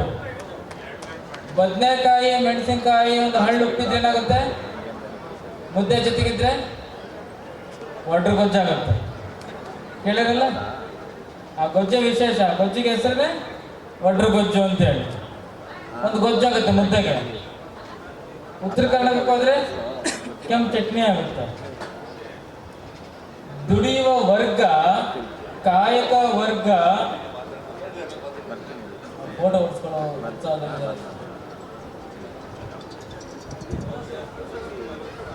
ಕಾಯಕ ವರ್ಗದ ವಾರಸದಾರಂತಹ ಭೋವಿಗಳು ಮನೆಗೆ ಸೂರ್ಯೋದಯ ಆಯ್ತು ಅಂತಂದ್ರೆ ಒಂದು ಪೂಜೆ ಪ್ರಾರಂಭ ಆಗುತ್ತೆ. ಯಾವ ಪೂಜೆ? ದೇವರ ಜಗ್ಗಲಿಯಲ್ಲಿರುವಂತಹ ಶೈವ ವೈಷ್ಣವ ಪಂಥದ ಪೂಜೆ ಅಲ್ಲ, ಕಾಯಕದ ಪೂಜೆ. ಇವತ್ತು ಈ ಸಮಾವೇಶದಲ್ಲಿ ಮೈಸೂರು ಮಹಾರಾಜರಾಗಿದ್ದಂಥ ನಾಲ್ವಡಿ ಕೃಷ್ಣರಾಜ ಒಡೆಯರ್ ಅವರು ಮತ್ತೆ ಬಾಬಾ ಸಾಹೇಬ್ ಅಂಬೇಡ್ಕರ್ ಅವರು ಅವರ ಜನ್ಮದಿನಗಳನ್ನು ಕೂಡ ಆಚರಣೆ ಮಾಡ್ತಾ ಇದ್ದೀವಿ. ಅದ್ರ ಜೊತೆಲಿ ನಿಮ್ಮ ಸಮಾಜದವರೇ ಆದಂಥ ಮಂಜರಿ ಹನುಮಂತಪ್ಪನವರು ಅವರ ಜನ್ಮದಿನವನ್ನು ಕೂಡ ಆಚರಣೆ ಮಾಡ್ತಾ ಇದ್ದೀವಿ. ಅವರ ಜನ್ಮದಿನಗಳನ್ನು ಆಚರಣೆ ಮಾಡಿ ನಾಲ್ವಡಿ ಕೃಷ್ಣರಾಜ ಒಡೆಯರವರನ್ನು, ಬಾಬಾ ಸಾಹೇಬ್ ಅಂಬೇಡ್ಕರ್ ಅವರನ್ನ, ಮಂಜರಿ ಹನುಮಂತಪ್ಪನವರನ್ನ ಸ್ಮರಿಸ್ಕೊಳ್ತಕ್ಕಂಥ, ಅವರಿಗೆ ಕೃತಜ್ಞತೆಗಳನ್ನು ಹೇಳ್ತಕ್ಕಂಥ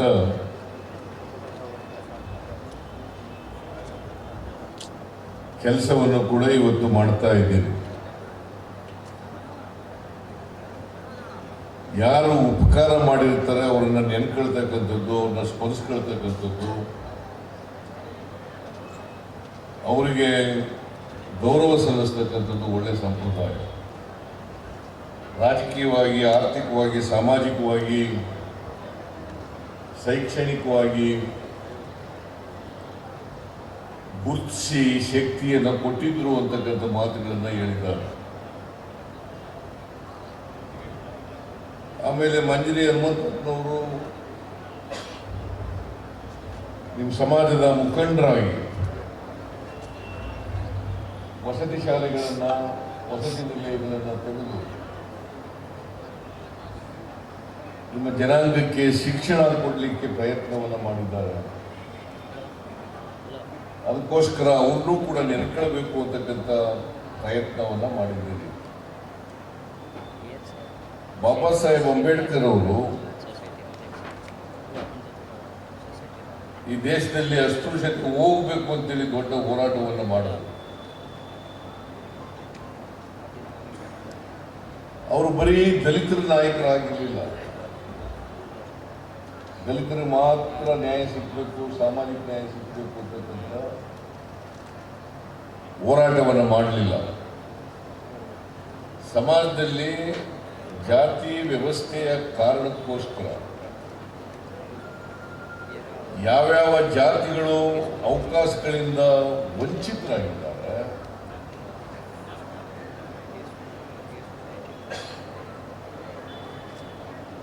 ಯಾರಿಗೆ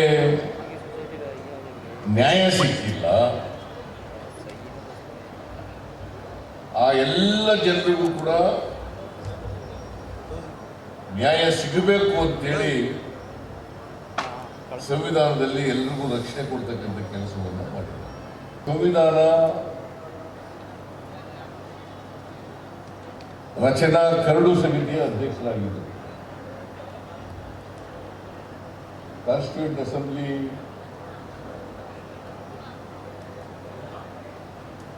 ಸಂವಿಧಾನ ರಚನೆಗೋಸ್ಕರ ಕಾನ್ಸ್ಟಿಟ್ಯೂಂಟ್ ಅಸೆಂಬ್ಲಿ ರಚನೆ ಆಯಿತು. ಕಾನ್ಸ್ಟಿಟ್ಯೂಂಟ್ ಅಸೆಂಬ್ಲಿ ಅಧ್ಯಕ್ಷರು ನಮ್ಮ ಮೊದಲನೇ ರಾಷ್ಟ್ರಪತಿಗಳಾಗಿದ್ದಂಥ ರಾಜೇಂದ್ರ ಪ್ರಸಾದ್ ಅವರು. ಆಗ ಕೆಲವು ಉಪಸಮಿತಿಗಳನ್ನು ಮಾಡಿದ್ದರು ಕಾನ್ಸ್ಟಿಟ್ಯೂಂಟ್ ಅಸೆಂಬ್ಲಿನಲ್ಲಿ. ಅದರಲ್ಲಿ ಬಹಳ ಮುಖ್ಯವಾದದ್ದು ಸಂವಿಧಾನ ಕರಡು ಸಮಿತಿ. ಅದಕ್ಕೆ ಅಧ್ಯಕ್ಷರು ಇವರಾಗಿದ್ದರು. ಇವ್ರ ಜೊತೆಯಲ್ಲಿ ಬಹಳ ದೊಡ್ಡ ದೊಡ್ಡ ವಿದ್ವಾಂಸರುಗಳು, ಕಾನೂನು ತಜ್ಞರು, 6 ಜನ ಅಂಬೇಡ್ಕರ್ ಅವರು ಸೇರಿ 7 ಜನ ಸದಸ್ಯರು. ಅವರು ಈ ಸಂವಿಧಾನವನ್ನ ಇವತ್ತು ನಮ್ಮ ದೇಶಕ್ಕೆ ಎಂಥ ಸಂವಿಧಾನ ಬೇಕು ಅಂತೇಳಿ, ಯಾಕಂದ್ರೆ ನಮ್ಮ ದೇಶ ಇದೆಯಲ್ಲ, ಈ ಜಗತ್ತಿನಲ್ಲಿ ಎಲ್ಲೂ ಇಲ್ಲತಕ್ಕಂಥ ಸಾಮಾಜಿಕ ವ್ಯವಸ್ಥೆ ಇರ್ತಕ್ಕಂಥ ದೇಶ ಇದೆ. ಇಲ್ಲಿ ಅನೇಕ ಧರ್ಮಗಳಿದ್ದಾವೆ, ಜಾತಿಗಳಿದ್ದಾವೆ, ಸಂಸ್ಕೃತಿಗಳಿದ್ದಾವೆ. ಎಲ್ಲ ಜಾತಿಗಳಿಗೂ ಕೂಡ ರಕ್ಷಣೆ ಕೊಡಬೇಕಲ್ಲ, ಎಲ್ಲ ಧರ್ಮದವರಿಗೂ ರಕ್ಷಣೆ ಕೊಡಬೇಕಲ್ಲ. ಅದಕ್ಕೋಸ್ಕರ ಬಾಬಾ ಸಾಹೇಬ್ ಅಂಬೇಡ್ಕರ್ ಅವರು ಜಗತ್ತಿನ ಅನೇಕ ಸಂವಿಧಾನಗಳನ್ನ ಅರ್ಥ ಮಾಡಿಕೊಂಡು ಓದಿ ಬಹಳ ಅಧ್ಯಯನ ಮಾಡಿ ಈ ದೇಶಕ್ಕೆ ಎಂಥ ಸಂವಿಧಾನ ಬೇಕು ಅಂತಕ್ಕಂಥದ್ದನ್ನ ರಚನೆ ಮಾಡ್ತಾರೆ. ಒಂದು ವೇಳೆ ಬಾಬಾ ಸಾಹೇಬ್ ಅಂಬೇಡ್ಕರ್ ಅವರು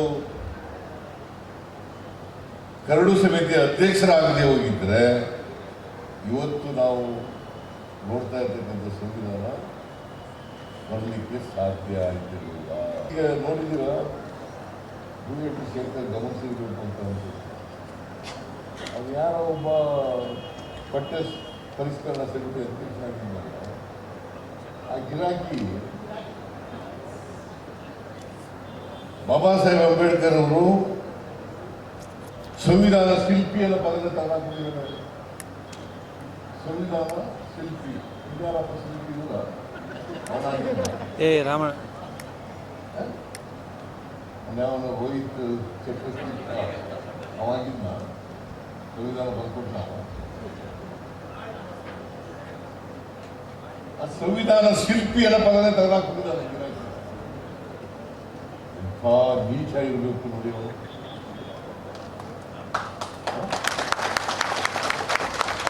ಇದು ನಾನು ಹೇಳಿರೋದಲ್ಲ.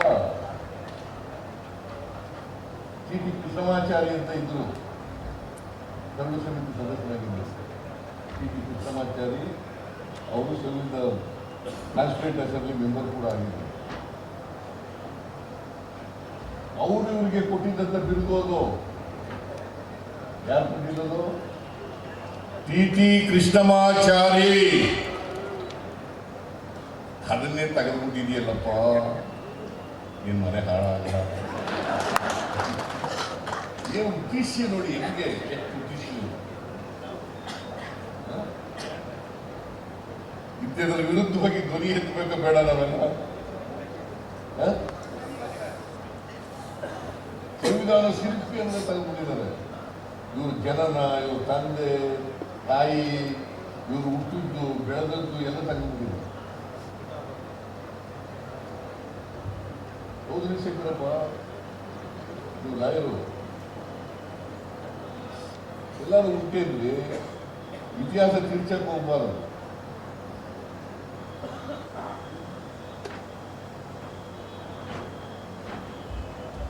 Architect who is the architect of Indian constitution ಅಂದ್ರೆ ಏನ್ ಹೇಳ್ತೀರಿ?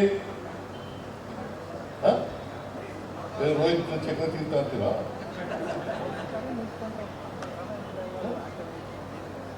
ಇವ್ರಿಗೆ ಏನ್ ಮಾಡ್ಬೇಕು ಹೇಳಿ ನೋಡೋಣ. ನೀವು ಅಂಬೇಡ್ಕರ್ ಅವರ ಜನ್ಮದಿನ ಆಚರಣೆ ಮಾಡ್ತೀರಿ, ಅವ ಇಂಥ ಕೆಲಸ ಮಾಡೋನಲ್ಲ, ಏನ್ ಮಾಡ್ಬೇಕು ಅವ್ರಿಗೆ? ಇದನ್ನ ಸಹಿಸ್ಕೊಂಡಿದ್ದಾರಲ್ಲ, ಇವ್ರಿಗೆ ಏನ್ ಮಾಡ್ಬೇಕು? ನಿಮ್ಗಳೇ ಅಂಬೇಡ್ಕರ್ 131 ಜಯಂತಿ ಆಗ್ತದೆ. ಹೀಗೆ ಕುವೆಂಪು ಏನ್ ಹೇಳಿದ್ರು? ಸರ್ವ ಜನಾಂಗದ ಶಾಂತಿಯ ತೋಟ, ರಸಿಕರ ಕಣ್ಗಳ ಸೆಳೆಯುವ ನೋಟ, ಹಿಂದೂ ಕ್ರೈಸ್ತ ಮುಸಲ್ಮಾನ ಜೈನ ಪಾಲಿತಿಕರ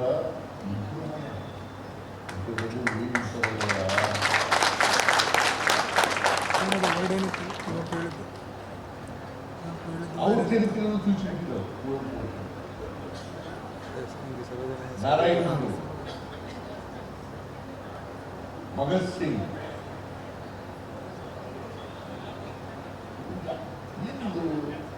ಮಕ್ಕಳಿಗೆ ಏನ್ ವಿಷ ಉಣಿಸಲ್ಲ? ಏನ್ ಚರಿತ್ರೆ ಇದೆ, ಏನ್ ನಡೆದಿದೆ, ಏನ್ ನಡೆದೋಗಿದೆ, ಅದನ್ನು ತಿಳಿಸ್ಬೇಕ ಬೇಡ? ಅಂಬೇಡ್ಕರ್ ಏನ್ ಹೇಳಿದ್ರು?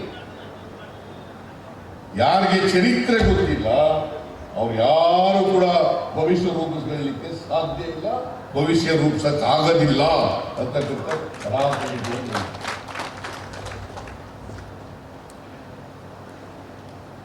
ಚರಿತ್ರೆ ತಿಳ್ಕೋಬೇಕು.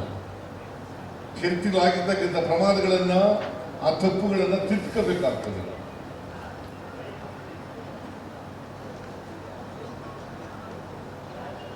ಹಿಂಗೆ ಏನ್ ತಪ್ಪು ಮಾಡ್ಬಿಡೋದು, ನಮ್ಮ ಮೇಲೆ ಬೀಳೋದು. ನಾನು 6 ವಿದೇಶ ಮಧ್ಯ ಏಷ್ಯಾದಿಂದ ಬಂದವರು ಅಂತ ಹೇಳಿದ್ರು. ಸರಿ ತಪ್ಪ, ಏನಪ್ಪ ನೀವು ಇತಿಹಾಸ ನೀನು ಓದಿದ್ದೇನು? ನನ್ನ ಮೇಲೆ ಏನು 20 ಜನ? What is wrong in that? If it is not a fact, ನಾನು I bore my head.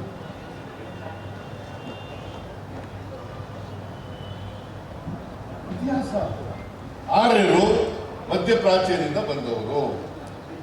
ನಾವೆಲ್ಲ ನೀವು ಓದಿದ್ದೇನೆ, ಏನು ಓದಿದ್ದೀರಿ,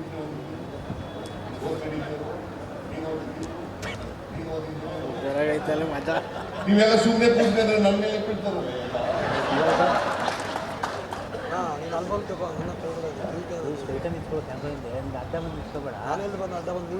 ಸಿದ್ದರಾಮಯ್ಯ ಹಿಂದೂಗಳ ವಿರೋಧಿ, ಸಿದ್ದರಾಮಯ್ಯ RSS ವಿರೋಧಿ. ಸತ್ಯ ವಿರೋಧ ಹೇಳ್ಬೇಕಿಂತ ದಿನಗಳಲ್ಲಿ ನೀವೆಲ್ಲ ಗಟ್ಟಿ ಧ್ವನಿಯಿಂದ ಹೇಳಬೇಕು, ಖಂಡಿಸ್ಬೇಕಿತ್ತು. ಅಂಬೇಡ್ಕರ್ ಜಯಂತಿ ಮಾಡ್ತಾ ಇದ್ದೀನಿ. ಪಾಪ ನಾಲ್ವಡಿ ಕೃಷ್ಣರಾಜ ಒಡೆಯರಿದ್ದಾರಲ್ಲ, ಅದಕ್ಕೆ ಮಹಾತ್ಮ ಗಾಂಧೀಜಿಯವರಿಗೆ ರಾಜರ್ಷಿ ಬಹುಶಃ the most progressive ruler of Mysore state is Nalvadi Prasad. In the country of India,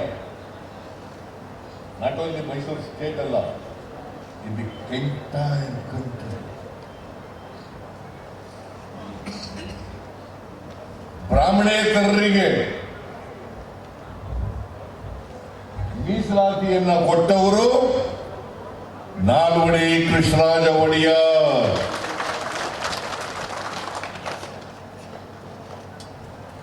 1919 ಅವತ್ತು ದಿವಾನರು ವಿರೋಧ ಮಾಡಿದ್ರು ಬಹಳ. ಆದರೂ ಕೂಡ ಆ ಬದ್ಧತೆ ಇತ್ತು ಅವರು. ಕೇವಲ ಒಂದು ಜನಾಂಗದವರು ಎಲ್ಲ ಉದ್ಯೋಗಗಳಲ್ಲಿ ಆಕ್ರಮಿಸಿಕೊಂಡಿದ್ದಾರೆ. ಕ್ಲಾಸ್ 4 ಇಂದ ದಿವಾನರವರಿಗೆ. ಅದಕ್ಕೋಸ್ಕರವಾಗಿ ಮೀಸಲಾತಿಯನ್ನ ಕೊಟ್ಟರು. ಏನಂತ ಕೊಟ್ಟರು ಗೊತ್ತಾ ನಿಮಗೆ? ನೋಡಿ, ಇದೆಲ್ಲ ತಿಳ್ಕೋಬೇಕ್ರಿ. ಅದಕ್ಕೆ ಇತಿಹಾಸ ಓದೋದಿಲ್ಲ ನೀವು. 25% ಬ್ರಾಹ್ಮಣರಿಗೆ. ಎಷ್ಟು? 24 ತಿಳ್ಕೊಳ್ಳಿ ಕರೆಕ್ಟಾಗಿ. 25% to Brahmins, 75% to non Brahmins. ಇದು ಮಿಲ್ಲರ್ ಕಮಿಷನ್ ವರದಿ ರಿಪೋರ್ಟ್.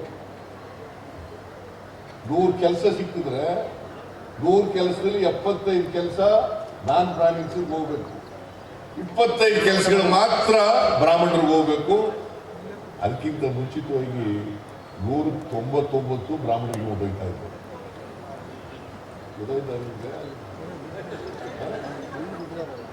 ಮತ್ತೇನು ಸುಮ್ಮನೆ ನಾಲ್ವಡಿ ಕೃಷ್ಣರಾಜ ಒಡೆಯರ್ ಹಾಕೊಳ್ಳೋದು ಅಷ್ಟೇ ಕೈ ಹೋಗಿದೆ. ಇವತ್ತು ಶಿಕ್ಷಣ ಸಂಸ್ಥೆಗಳಾಗಿದ್ರೆ, ಮೀಸಲಾತಿ ಆಗಿದ್ರೆ, ಇಂಡಸ್ಟ್ರಿಗಳಾಗಿದ್ರೆ, ಕನ್ನಡ ಸಾಹಿತ್ಯ ಪರಿಷತ್ ಆಗಿದ್ರೆ ನಾಲ್ವಡಿ ಕೃಷ್ಣರಾಜ ಒಡೆಯರ್, ಮಹಿಳಾ ಕಾಲೇಜುಗಳಾಗಿದ್ರೆ ನಾಲ್ವಡಿ ಕೃಷ್ಣರಾಜ ಒಡೆಯರ್, ಬೇರೆ ಜನಾಂಗದವರಿಗೆಲ್ಲ ಶಿಕ್ಷಣ ಕೊಡಲಿಕ್ಕೆ ಪ್ರಾರಂಭ ಮಾಡಿದ್ದು ನಾಲ್ವಡಿ ಕೃಷ್ಣರಾಜ ಒಡೆಯರ್. ನಿಮಗೆ ಇವ್ರು ಬರೋದಕ್ಕಿಂತ ಮುಂಚಿತವಾಗಿ ನಿಮ್ಗೆ ವಿದ್ಯೆ ಕಲಿಯಕ್ಕೆ ಅವಕಾಶ ಇತ್ತು? ಎಲ್ಲಿಟ್ಟಿದ್ರು ನಿಮ್ಮನ್ನು? ಕಲ್ಲೋಡ್ ಕಡಿದ್ರಿ ಅಂತ ಇಟ್ಬಿಟ್ಟಿದ್ರು ನಿಮ್ಮನ್ನು. ನಿಮ್ಮ ಮಕ್ಕಳು ಯಾರು ಕಲಿಬಾರ್ದು ವಿದ್ಯೆನಾ? ಈ ಬೋವಿ ಜನಾಂಗದವ್ರು ಇದಾರಲ್ಲ ಪಾಪ, ಭಾಳ ನಿಯತ್ತಿನ ಜನ. ಮಾತು ಕೊಟ್ಟರೆ ಮಾತು ಸಮಸ್ಯೆ ಹೇಳ್ತಾ ಇಲ್ಲ. ನಾನು ಈಗ ಸುಮಾರು 13 ಎಲೆಕ್ಷನ್ ನೋಡಿದ್ದೀನಿ. 13 ಎಲೆಕ್ಷನ್ ಏನು ನೀವು ಮಾಡಿದ್ದಾರೆ ಅಂತ ಗೊತ್ತಿದೆ, ಎಲ್ಲರಿಗೂ ಗೊತ್ತಿದೆ. ಎಲ್ಲರ ಯಾರ್ಯಾರು ಮಾಡಿದ್ದಾರೆ, ಯಾರ್ಯಾರು ಮಾಡಿಲ್ಲ. ನನಗೆ ಎಲ್ಲ ಎಲೆಕ್ಷನ್ನಲ್ಲೂ ಕೂಡ ಸಹಾಯ ಮಾಡಿರೋರು ಬೋವಿ ಜನಾಂಗದವರು.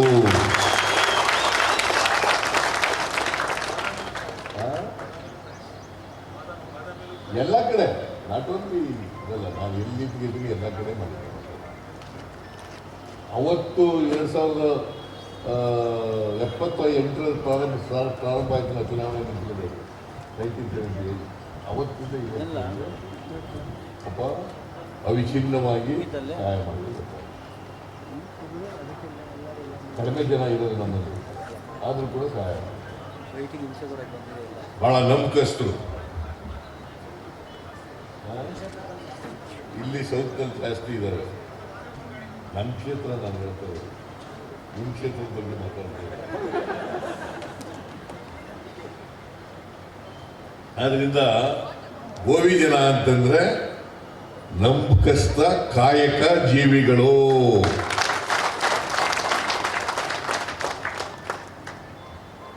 ಗೊತ್ತಾಯ್ತಾ ನಿಮ್ಗೆ?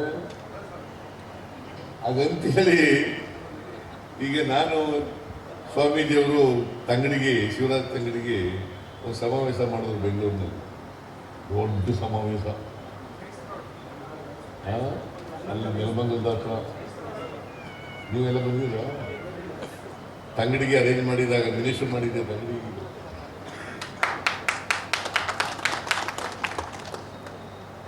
ಮಾಡಿದ್ರು. ಆಗ ಸ್ವಾಮೀಜಿಯವರು ಆಗ್ತಾನೆ ಹೊಸದಾಗಿ ಸ್ವಾಮೀಜಿಯವರು ಆಗಿದ್ರು.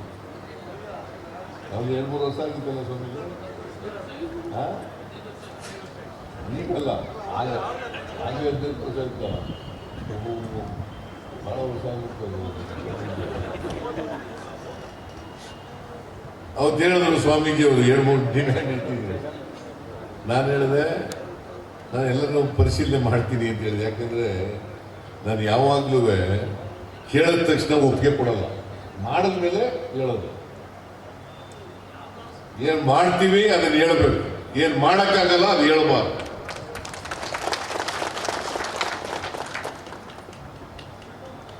ನಾನು ನಿಗಮ ಮಾಡಿಕೊಡ್ಬೇಕು ಅಂತ ಹೇಳಿದ್ರು. ಆಯಿತು, ಅದನ್ನು ಪಾಸಿಟಿವ್ ಆಗಿ ಪರಿಶೀಲನೆ ಮಾಡ್ತೀನಿ ಅಂತ ಹೇಳಿದ್ರು. ಬಟ್ ಅದು ಮಾಡಿಕೊಟ್ಟೆ. ಆಮೇಲೆ ಬೋವಿ ಜನಾಂಗದವರಿಗೆ ಈ ಪಾರಂಪರಿಕವಾಗಿ ಕ್ವಾರಿ ಮಾಡ್ಕೊಂಡು ಬರ್ತಾ ಇದ್ದಾರೆ. ಅಮೆಂಡ್ಮೆಂಟ್ ಮಾಡಿ ರೂಲ್ಸ್ ಎಲ್ಲ ಮಾಡಿಕೊಟ್ಟು ಅದು ಜಾರಿನೇ ಆಗ್ತಾ ಇಲ್ಲ ಶೇಖರಪ್ಪ. 24% ಟ್ರೆಡಿಷನಲ್ಲಿ ಯಾರು ಟ್ರೆಡಿಷನಲ್ ಆಗಿ ಪಾರಂಪರಿಕವಾಗಿ ಮಾಡ್ಕೊಂಡು ಬರ್ತಾ ಇದ್ದಾರೆ ಅವ್ರಿಗೆ 24%. ನೋಡಿ, ಇಲ್ಲಿ ಆದೇಶ ಇದೆ. ಇವನೇ ಇಟ್ಕೊಂಡಲ್ಲ, ಸೀತಾರಾಮ್ ಇಟ್ಕೊಂಡ. ಆಮೇಲೆ 24% SC STಗಳಿಗೆ, 2% ಬೇರೆಯವರು ಮಾಡ್ಕೊಂಡಿದ್ದಾರೆ. 50% ರಿಸರ್ವೇಷನ್, 50% ಜನರಲ್ ಮಾಡ್ಕೊಂಡಿದ್ದಾರೆ. ಅದು ಜಾರಿ ಆಗಲಿಲ್ಲ. ಸ್ವಾಮೀಜಿಯವರು ಹೇಳ್ತಾ ಇದ್ದಾರೆ, ಮಠಕ್ಕೆ ನಾನು 5 ಕೋಟಿ ರೂಪಾಯಿ ಕೊಟ್ಟಿಗೆ ಕೊಟ್ಟೇ ಇಲ್ಲ ಗಿರಾಕಿಗಳು. ಆಮೇಲೆ 2 ಎಕರೆ ಜಮೀನು ಕೊಟ್ಟಿದ್ದೀನಿ ನಾನು, ಒಳ್ಳೆ ಜಾಗದಲ್ಲಿ. ಎಲ್ಲ ಸುಮಾರು ಜಾತಿಗಳಿಗೆ 2 ಎಕರೆ ಜಮೀನು, ಇವರಿಗೆ ಮಠಕ್ಕೆ 2 ಎಕರೆ ಕೊಟ್ಟಿದ್ದೀನಿ. ಇವತ್ತು ಅದು 20 ಕೋಟಿ ಆಗುತ್ತೆ. ಆ ಜಮೀನು ಸರ್ಕಾರ ಸರಿಯಾದ ರೀತಿಯಲ್ಲಿ ಕೋರ್ಟ್ನಲ್ಲಿ ಫೈಟ್ ಮಾಡದೆ ಹಂಗೆ ಬಿದ್ದೋಗ್ಬಿಟ್ಟರು. ಒಳ್ಳೆ ರಾಯರಿದ್ರು. ಅವರು ಯಾರ ಜಮೀನ್ದಾರರು ಕೇಸ್ ಹಾಕ್ಬಿಟ್ಟವ್ರೆ, ಕೇಸ್ ಕೊಟ್ಟಿದ್ದಾರೆ. No right at all.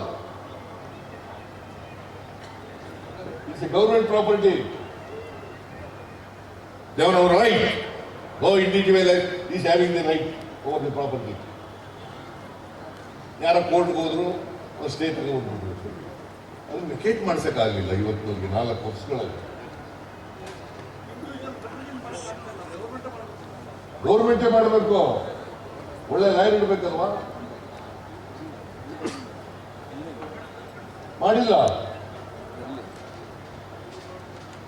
ಎಂತ ಪ್ರೈಮ್ ಲ್ಯಾಂಡ್ ಅಲ್ಲಿ ಕೊಟ್ಟಿರೋದು. ಈ ಇದ್ರ ಹತ್ರ ಇದೆಯಲ್ಲ, ಭಿಕ್ಷುಕರ ಕಾಲೋನಿ ಇದೆಯಲ್ಲ, ಭಿಕ್ಷುಕರ ಅದ್ರ ಆ ಕಡೆ ಎದುರುಗಡೆ.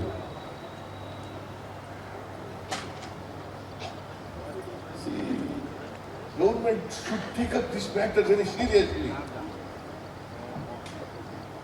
They should have engaged good advocate. Vacate ಮಾಡಿಸ್ಬೇಕಾಗಿತ್ತು. ಇವತ್ತವರು ಮಾಡಿಸ್ಲಿಲ್ಲ. ನಾನು ದುಡ್ಡು ಕೊಟ್ಟರೆ ಮಠಕ್ಕೆ ಇವತ್ತವರು ಅವ್ರು ಕೊಡಲೇ ಇಲ್ಲ ದುಡ್ಡು. ಕುಮಾರಸ್ವಾಮಿನೂ ಕೊಡಲಿಲ್ಲ, ಯಡಿಯೂರಪ್ಪನೂ ಕೊಡಲಿಲ್ಲ, ಬಸವರಾಜನೂ ಕೊಡಲಿಲ್ಲ. ನಾನು ನಿಗಮ ಮಾಡಿಕೊಟ್ಟಿದ್ದೆ. ಆಯ್ತು, ಇದು ಇವನು ಪಾಪ ಇವನ್ನ ಕ್ಷೇತ್ರ ಮಾಡ್ಬೋದಾಗಿತ್ತಲ್ಲ, ಗುಳಿ ಹೆಚ್ಚು ಕ್ಷೇತ್ರ ಮಾಡ್ಬೋದಾಗಿತ್ತಲ್ಲಪ್ಪ. ಓದಿ ನಾನು ಇವನು ಮಾಡಿದ್ದೆ ಸೀತಾರಾಮ ಮೊದಲನೇ ಅಧ್ಯಕ್ಷ ಇವತ್ತು ಮಾಡಬಹುದಾಗಿತ್ತು. ಮಿನಿಸ್ಟ್ರು ಮಾಡಿಲ್ಲ ಪಾಪ ಅವರು ಸೀನಿಯರ್.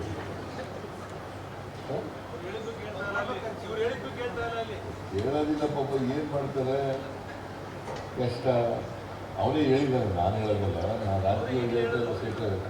It's A fact. ನೀನು ಮಂತ್ರಿ ಮಾಡಬೇಕಂತ ಹೇಳಿದ್ರೆ ನಾಳೆ ಹಿಂದೆ ಮಂತ್ರಿ ಆಗಿದ್ದಾರೆ, ಆಗ ಬೇಕಾಗಿತ್ತು ಅಂತ ಮಂತ್ರಿ ಮಾಡಬೇಕು. ಅದಕ್ಕೆ ಬಟ್ಟೆ ಗೀತೆ ಎಲ್ಲ ಹೊರ್ಕೊಂಡು ನಿಂತಿದ್ದಾರೆ.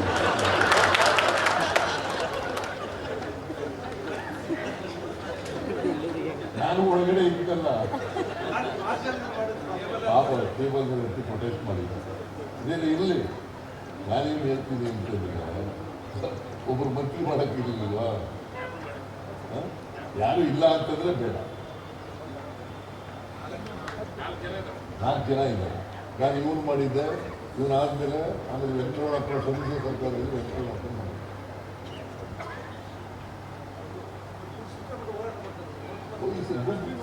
Is A fighter. ಮಾಡ್ಬೇಕಲ್ಲ ಶಂಕರಪ್ಪ. ಮತ್ತೆ ಏನ್ ಮಾಡೋದು ಹೇಳಿ ನೋಡೋಣ. ಅದಕ್ಕೆ ಸ್ವಾಮೀಜಿ ಸ್ವಲ್ಪ ಗುಡ್ರಾಕ್ಬೇಕು ಸ್ವಾಮೀಜಿ ನೀವು. ಆಮೇಲೆ ನೋಡಿ, ಎಲ್ಲ ಹೋಗಲಿ, ಅಂಬೇಡ್ಕರ್ ಇವತ್ತು ನಮಗೆ ಸಂವಿಧಾನ, ಇಂಥ ಸಂವಿಧಾನ ಕೊಡಬೇಕಂದ್ರೆ ಅವರು ಮಹಾ ವಿದ್ಯಾವಂಸರಾಗಿ ಅವ್ರು ಹೇಳಿದ್ರು. ಗೊತ್ತಾ, ಒಂದು ಮಾತು ಹೇಳಿದ್ರು ಸ್ವಾಮೀಜಿಯವರು, ಅದನ್ನ ನೇರವಾಗಿ ಹೇಳಲಿಲ್ಲ. ಸ್ವಾಮೀಜಿಯವರು ಏನು ಹೇಳಿದ್ರು ಗೊತ್ತಾ, ಬರೀ ನಮಗೆ ವೋಟ್ ಮಾಡೋ ಅಧಿಕಾರ ಇದ್ದು ಸಾಲದು, ಅವಕಾಶಗಳು ಉಚಿತವಾಗಿರ್ತಕ್ಕಂಥ ಜನರಿಗೆ ವೋಟ್ ಮಾಡೋ ಅಧಿಕಾರ ಇದ್ದರೆ ಸಾಲದು. ಅದ್ರ ಜೊತೆಗೆ ನಮಗೆ ಆರ್ಥಿಕ, ಸಾಮಾಜಿಕ, ಶೈಕ್ಷಣಿಕ, ರಾಜಕೀಯ ಸ್ವಾತಂತ್ರ್ಯ ಇದ್ದಾಗ ಮಾತ್ರ ಈ ದೇಶಕ್ಕೆ ಸ್ವಾತಂತ್ರ್ಯ ಬಂದೋದಕ್ಕೆ ಸಾರ್ಥಕ ಆಗ್ತದೆ, ಇಲ್ಲದೆ ಸಾರ್ಥಕ ಆಗಲ್ಲ ಅಂತಕ್ಕಂಥ ಮಾತುಗಳನ್ನು ಅಂಬೇಡ್ಕರ್ ಅವರು ಹೇಳಿದರು. ಗೊತ್ತಾಯ್ತಾ? ಏನು ಹೇಳಿದ್ರು? ಆರ್ಥಿಕವಾಗಿ, ಸಾಮಾಜಿಕವಾಗಿ ಶಕ್ತಿ ಇರಬೇಕು. ಅದಕ್ಕೆ ನಾನು ಏನು ಮಾಡಿದೆ ಅಂತಂದ್ರೆ, ನಾನು ಮುಖ್ಯಮಂತ್ರಿ ಆಗಿರುವಾಗ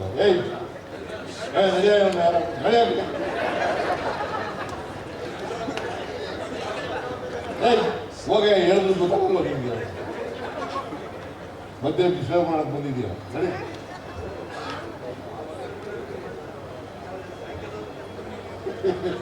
ನಾನು ಸಾಯಂಕಾಲದವ್ರಿಗಿರಲ್ಲ. ಈಗ ಸ್ವಾಮೀಜಿ 2013 ನಾವು ಕಾನೂನು ಮಾಡಿದ್ವಿ. ಎಲ್ಲ ಪರಿಶಿಷ್ಟ ಜಾತಿಯವರಿಗೆ, ಪರಿಶಿಷ್ಟ ವರ್ಗದವರಿಗೆ. ಶಿವಣ್ಣ, ನೀನು PhD ಏನೋ ಮಾಡಿದ್ಯಲ್ವ? ಎಡಿಯೋ ಮಾಡಿದ್ಯಾ? ಪೊಲಿಟಿಕಲ್ ಸೈನ್ಸ್ ಓದಿದ್ಯಾ? ಎಕನಾಮಿಕ್ಸ್ ಓದಿದ್ಯಾ? ಜಿಯಾಲಜಿ ಓದಿದ್ಯಾ? ನೀನು ನನ್ನ ತರಗಿರ ಹಾಕಿದೆ, ನ್ಯಾಚುರಲ್ ಸೈನ್ಸ್. ನಾನು ಮಾರ್ಕೆಟ್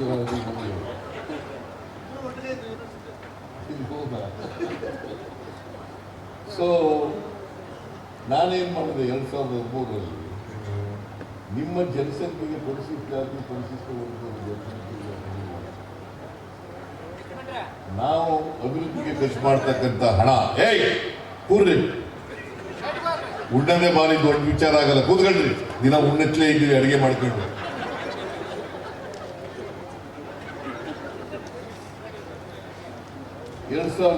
ಡಿಸೆಂಬರ್ ಬೆಳಗಾವಿಯಲ್ಲಿ ಕಾನೂನು ಮಾಡಿದೆ.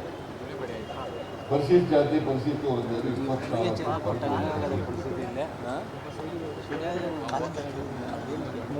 ಅವ್ರ ಜನಸಂಖ್ಯೆಗೆ ಅನುಗುಣವಾಗಿ ನಾವು ಅಭಿವೃದ್ಧಿಯಲ್ಲಿ ಖರ್ಚು ಮಾಡ್ತಕ್ಕಂಥ ಹಣ ಪರಿಶಿಷ್ಟ ಜಾತಿ, ಪರಿಶಿಷ್ಟ ವರ್ಗದವರಿಗೆ ಖರ್ಚಾಗಬೇಕು ಅಂತೇಳಿ ಕಾನೂನು ಮಾಡಿದವರು ಯಾರು? SCP TSP ಹಣ ಖರ್ಚಾಗಬೇಕಂತ ಮಾಡಿದವರು ಯಾರು? ಎಲ್ಲ ಜ್ಞಾಪಕ ಮಾಡ್ಕೋಬೇಕು.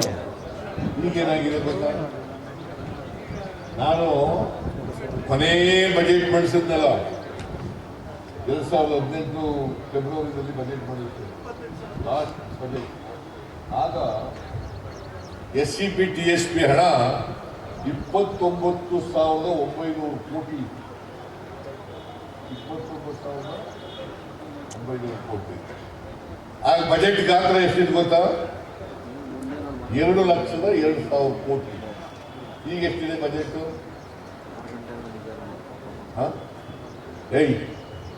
2,65,720 ಕೋಟಿ. ಬರ್ಕೋ, 2,65,720 ಕೋಟಿ. ಈಗ ಎಷ್ಟಿದೆ ದುಡಿಯಕ್ಕೆ? 28,234 ಕೋಟಿ. ಎಷ್ಟಿರ್ಬೇಕಾಗಿತ್ತು? ಜನಸಂಖ್ಯೆ ಹೆಚ್ಚು ಮಾಡಬೇಕಾಗಿತ್ತು 42,000 ಕೋಟಿ ಇರಬೇಕು. ಯಾಕೆ ಕಡಿಮೆ ಮಾಡಿದ್ರಿ? ವೈ? ಕಾನೂನಿಗೆ ದೋಖ ಮಾಡ್ತೀರಾ?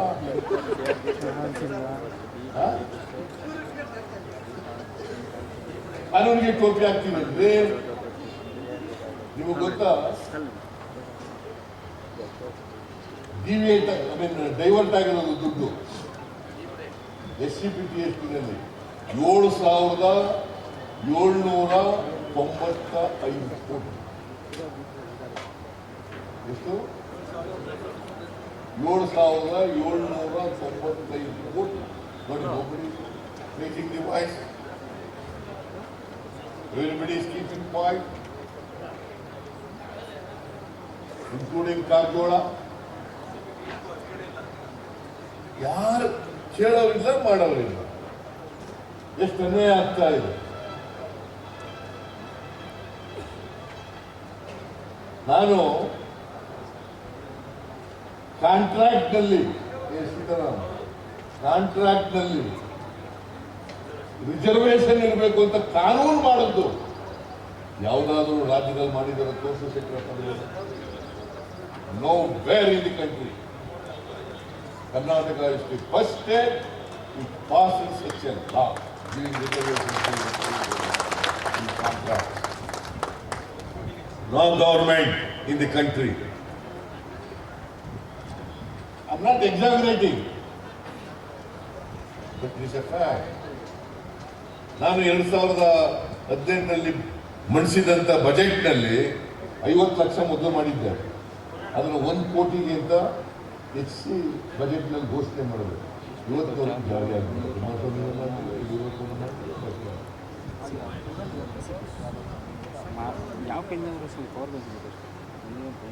ಅದಕ್ಕೆ ಹೇಳಿದೆ, ನಾವು ನಿಮ್ಮೆಲ್ಲ ಆಶೀರ್ವಾದದಿಂದ ಮತ್ತೆ ಅಧಿಕಾರಕ್ಕೆ ಬಂದ್ರೆ ಇವೆಲ್ಲನೂ ಕೂಡ ಶುರು ಮಾಡ್ತಕ್ಕಂಥ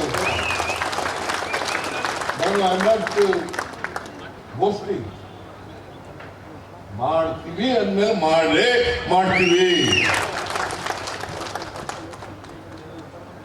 ಮಾಡ್ಬೇಕು ಬೇಡ?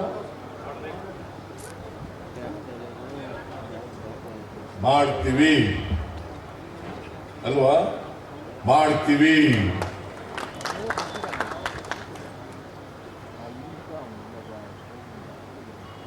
ಆಮೇಲೆ ಸುಪ್ರೀಂ ಕೋರ್ಟ್ನವರು ರಿಸರ್ವೇಶನ್ ಇನ್ ಪ್ರಮೋಷನ್ ಹೊಡೆದಾಕ್ಬಿಟ್ಟು ಸುಪ್ರೀಂ ಕೋರ್ಟ್ ಅದಕ್ಕೆ ಕಾನೂನು ಮಾಡಿದವರು ಯಾರು? ಸಿಂಗ್ರಪ್ಪ ಯಾವ್ದಾದ್ರು ರಾಜ್ಯದಲ್ಲಿ ಮಾಡಿದಾರ? ಏನಪ್ಪನವರು ಯಾವುದಾದರೂ ರಾಜ್ಯದಲ್ಲಿ ಸುಪ್ರೀಂ ಕೋರ್ಟ್ ಡಿಸಿಷನ್ಗೆ ನಲ್ಲಿಫೈ ಮಾಡಲಿಕ್ಕೆ ಕಾನೂನು ಮಾಡಿದರು? No wear. Karnataka is the only state in the entire country ಕಾನೂನು ಮಾಡಿ reservation promotion SC ST. So ಇವೆಲ್ಲ ಅಂಬೇಡ್ಕರ್ ಹೇಳಿರೋದು ಸಂವಿಧಾನದಲ್ಲಿ ಕೊಡಿ ಅಂತ. ಓಲಿ ಇಲ್ಲಿ ನಮ್ಮ ಪಾಪ ನಾನು ನಿಮಗೇನು ಇದು ಮಾಡಬೇಕು ಅಂತ ಹೇಳ್ತಾ ಇಲ್ಲ. ಬ್ಯಾಕ್ಲಾಗ್ ಫಿಲಪ್ ಮಾಡಿದ್ದಾರೆ. ಬ್ಯಾಕ್ಲಾಗ್ ಉದ್ಯೋಗ ಫಿಲಪ್ ಮಾಡಿದಾರ?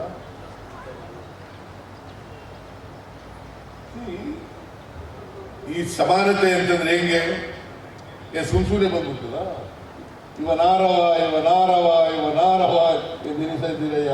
ಈ ಸ್ವಾಮೀಜಿಗಳೆಲ್ಲ ಪಾಪ ಬೇರೆಯವರೆಲ್ಲ ಹೇಳ್ತಾರೆ,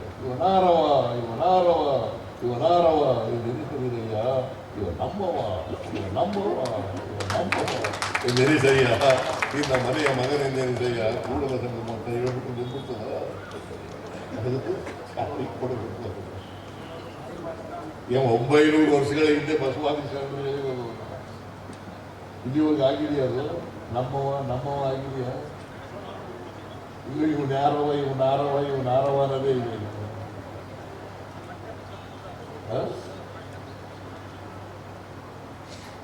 ಆಗಿದೆ ಅಂದ್ರೆ ಅದರಿಂದ ಜಾತಿ ವ್ಯವಸ್ಥೆ ಇದೆಯಲ್ಲ ಗಟ್ಟಿಯಾಗಿ ಬೇರ್ಬಿಟ್ಟಿದೆ.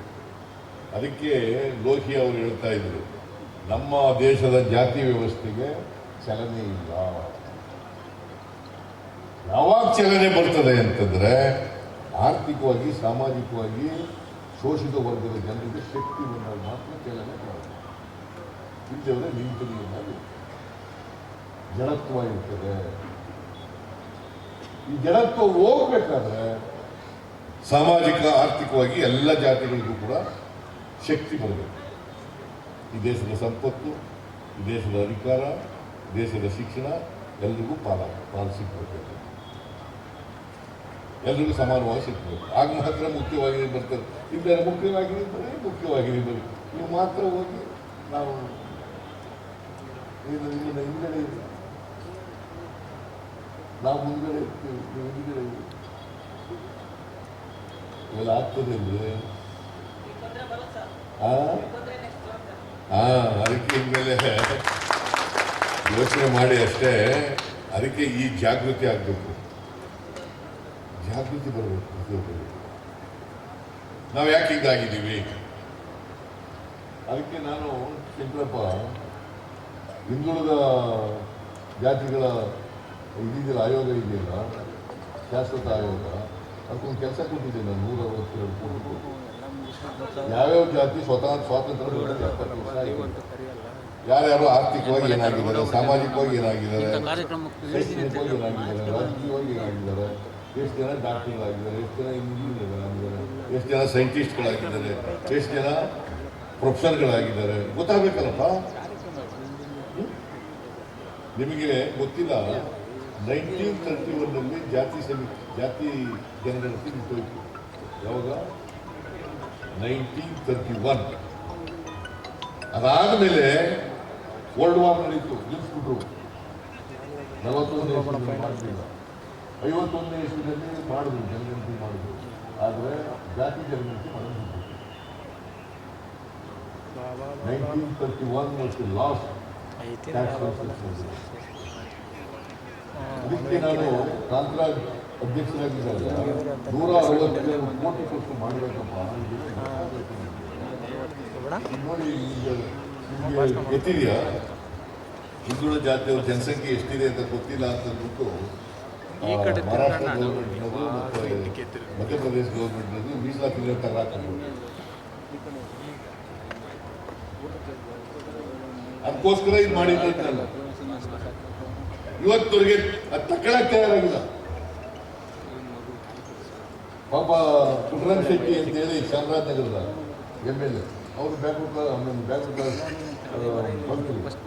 ಅವರು ಕುಮಾರಸ್ವಾಮಿ ಸಮ್ಮಿಶ್ರ ಸರ್ಕಾರ ಮುಖ್ಯಮಂತ್ರಿ ತಗೊಳ್ಳಿ ಅಂತ ಹೇಳಿದ್ರು, ತಗೊಂಡು ಇವರು ತಗೊಂಡಿಲ್ಲ. 3 ವರ್ಷ ಆಯ್ತು ಬಂದು, ಅವರು ತಗೊಂಡಿಲ್ಲ. ಒಬ್ಬರು ತಗೊಳ್ಳಿಲ್ಲ. ಅದಕ್ಕೆ ನಾವು ಬಂದ್ಮೇಲೆ, ಯಾಕಂದ್ರೆ ಮತ್ತೆ ಹೆಂಗೆ ಈಗ ಪ್ರಿಫರೆನ್ಷಿಯಲ್ ಟ್ರೀಟ್ಮೆಂಟ್ ಹೆಂಗ್ ಕೊಡೋದು? ಪ್ರಿಫರೆನ್ಷಿಯಲ್ ಟ್ರೀಟ್ಮೆಂಟ್ ಅಂತ ಹೇಳ್ತೀವಿ, ಹೆಂಗ್ ಕೊಡೋದು? ಯಾರ್ಯಾರಿಗೆ ಏನೇನು ಹೆಂಗಿದ್ದಾರೆ ಅಂತ ನೋಡ್ತಾನೆ ಕೊಡ್ಬೇಕು. 75 ವರ್ಷದಲ್ಲಿ ಯಾರ್ಯಾರು ಮುಂದಕ್ಕೆ ಬಂದಿದಾರ, ಹಿಂದಕ್ಕೆ ಹೋಗಿದಾರ, ಇಲ್ಲ ಅಲ್ಲೇ ನಿಂತಿದಾರ ಅಂತ ಗೊತ್ತಾಗಬೇಕ ಬೇಡ? ಅದು ಗೊತ್ತಾಗಬೇಕಾದ್ರೆ ಅಂಕಿಅಂಶಗಳಿರ್ಬೇಕ ಬೇಡ? ಅದು ಮಾಡಕ್ ಹೋದ್ರೆ ಬೇಡ ಅಂತಾರೆ ಇಲಾಖೆ. ಅದು ತಗೊಳ್ಳಿ ಅಂದ್ರೆ ತಗೊಳ್ಳಲ್ಲ. ನಾವು ವಿರೋಧ ಇದ್ದೀವಿ ಅಂತ ನೀವು ಸ್ವಾಮೀಜಿ ಈ ಥರ. ಮತ್ತೆ ಹೆಂಗೆ ನೀವು ಈಗ ಬೋವಿಗಳಲ್ಲಿ ಎಷ್ಟು ಸಂಖ್ಯೆ ಇದ್ದಾರೆ, ಆರ್ಥಿಕವಾಗಿ ಹೆಂಗಾಗಿದ್ದಾರೆ, ಸಾಮಾಜಿಕವಾಗಿ ಹೆಂಗಾಗಿದ್ದಾರೆ, ಶೈಕ್ಷಣಿಕವಾಗಿ ಹೆಂಗಾಗಿದ್ದಾರೆ, ರಾಜಕೀಯವಾಗಿ ಹೆಂಗಾಗಿದ್ದಾರೆ ಗೊತ್ತಾಗೋದಿಲ್ಲ. ಬೇರೆಯವ್ರಿಗೆ ಕಂಪೇರ್ ಮಾಡ್ಬೇಕಲ್ಲ.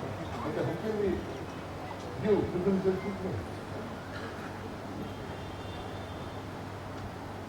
That is very important. It is very necessary.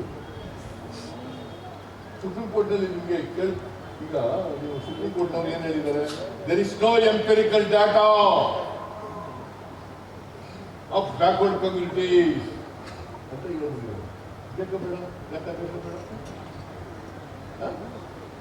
Triple tax ಆಗಬೇಕು. ಈಗ ಜನ ಭಕ್ತವತ್ಸವ ಅಧ್ಯಕ್ಷರು ಕಮಿಷನ್ ಮಾಡೋದು.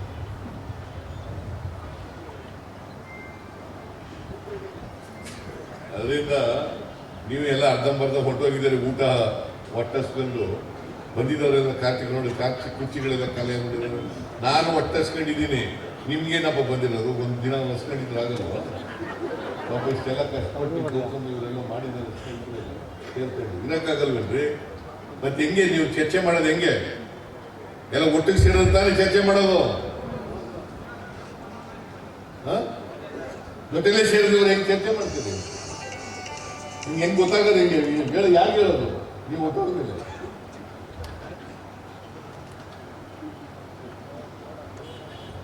ನಾನು ಕಾರುವಾಗಿ ಮಾತಾಡ್ತಾ ಇದ್ದೇನೆ ಅಂತ ಯಾರೋ ತಪ್ಪು ತಿಳ್ಕೊಬಾರ್ದು. ನೋಡಿ ಅಲ್ಲಿ ತಿರುಗಿ ನೋಡಿ, ಕುರ್ಚಿಗಳು ಹಿಂಗೆಲ್ಲ ಖಾಲಿ ಆಗವೆ. ಉಣ್ಣಲೇ ಇಂಪಾರ್ಟೆಂಟ್. ದಿನ ಉಣ್ಣಲು ನಾವು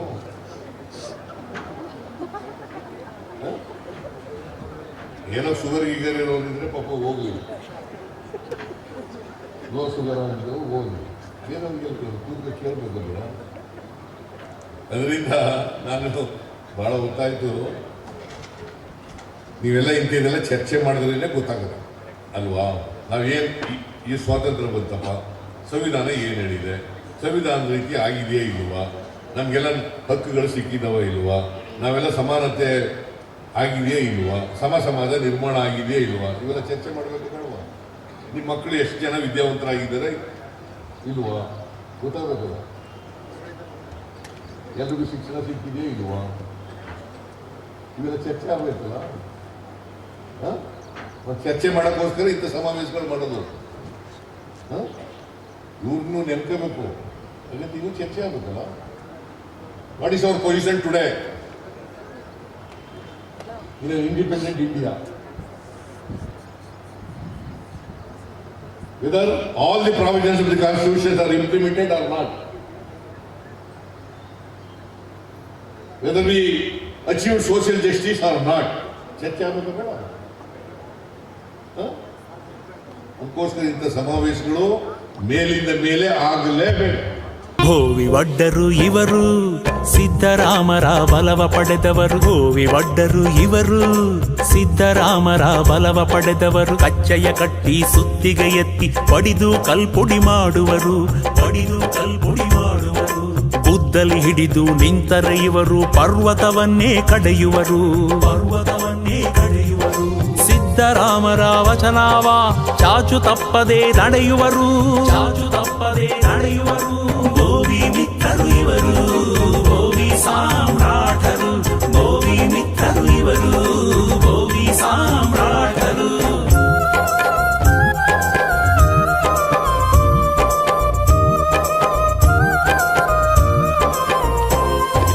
ಚಾಣ ಸುತ್ತಿಗೆ ಕೈಯಲ್ಲಿ ಹಿಡಿದರೆ ಗುಡಿಗೋಪುರವನೆ ಕಟ್ಟುವರು, ಗುಡಿಗೋಪುರವನೆ ಕಟ್ಟುವರು. ಕರ್ಣಿಯ ಹಿಡಿದು ಹೊರಟರೆ ಇವರು ಮನೆ ಮಾಳಿಗೆಯನೆ ಕಟ್ಟುವರು, ಮನೆ ಮಾಳಿಗೆಯನೆ ಕಟ್ಟುವರು. 7 ಸುತ್ತಿನ ಕೋಟೆಗಳನ್ನು ತೋಳ ಬಲದಲ್ಲೇ ಕಟ್ಟಿದರು, 7 ಸುತ್ತಿನ ಕೋಟೆಗಳನ್ನು ತೋಳ ಬಲದಲ್ಲೇ ಕಟ್ಟಿದರು. ತಣ್ಣೀರು ಬಟ್ಟೆ ಹೊಟ್ಟೆಗೆ ಕಟ್ಟಿ ಕಾಯಕ ಎಂದು ಬಿಡದವರು, ಕಾಯಕ ಎಂದು ಬಿಡದವರು. ಭೋವಿ ಮಿತ್ರರು ಇವರು, ಭೋವಿ ಸಾಮ್ರಾಟರು, ಭೋವಿ ಮಿತ್ರರು ಇವರು, ಭೋವಿ ಸಾಮ್ರಾಟರು.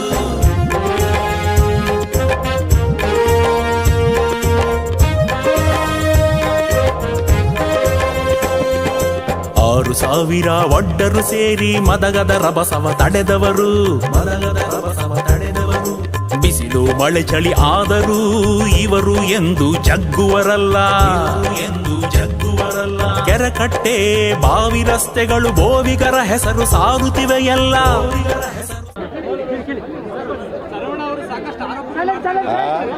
ಸಂಬಂಧಪಟ್ಟಂತೆ ಶರವಣ ಅವರು ಸಾಕಷ್ಟು ಆರೋಪಗಳು ಮಾಡ್ತಾ ಇದ್ದಾರೆ. ಸಿದ್ದರಾಮಯ್ಯನವರು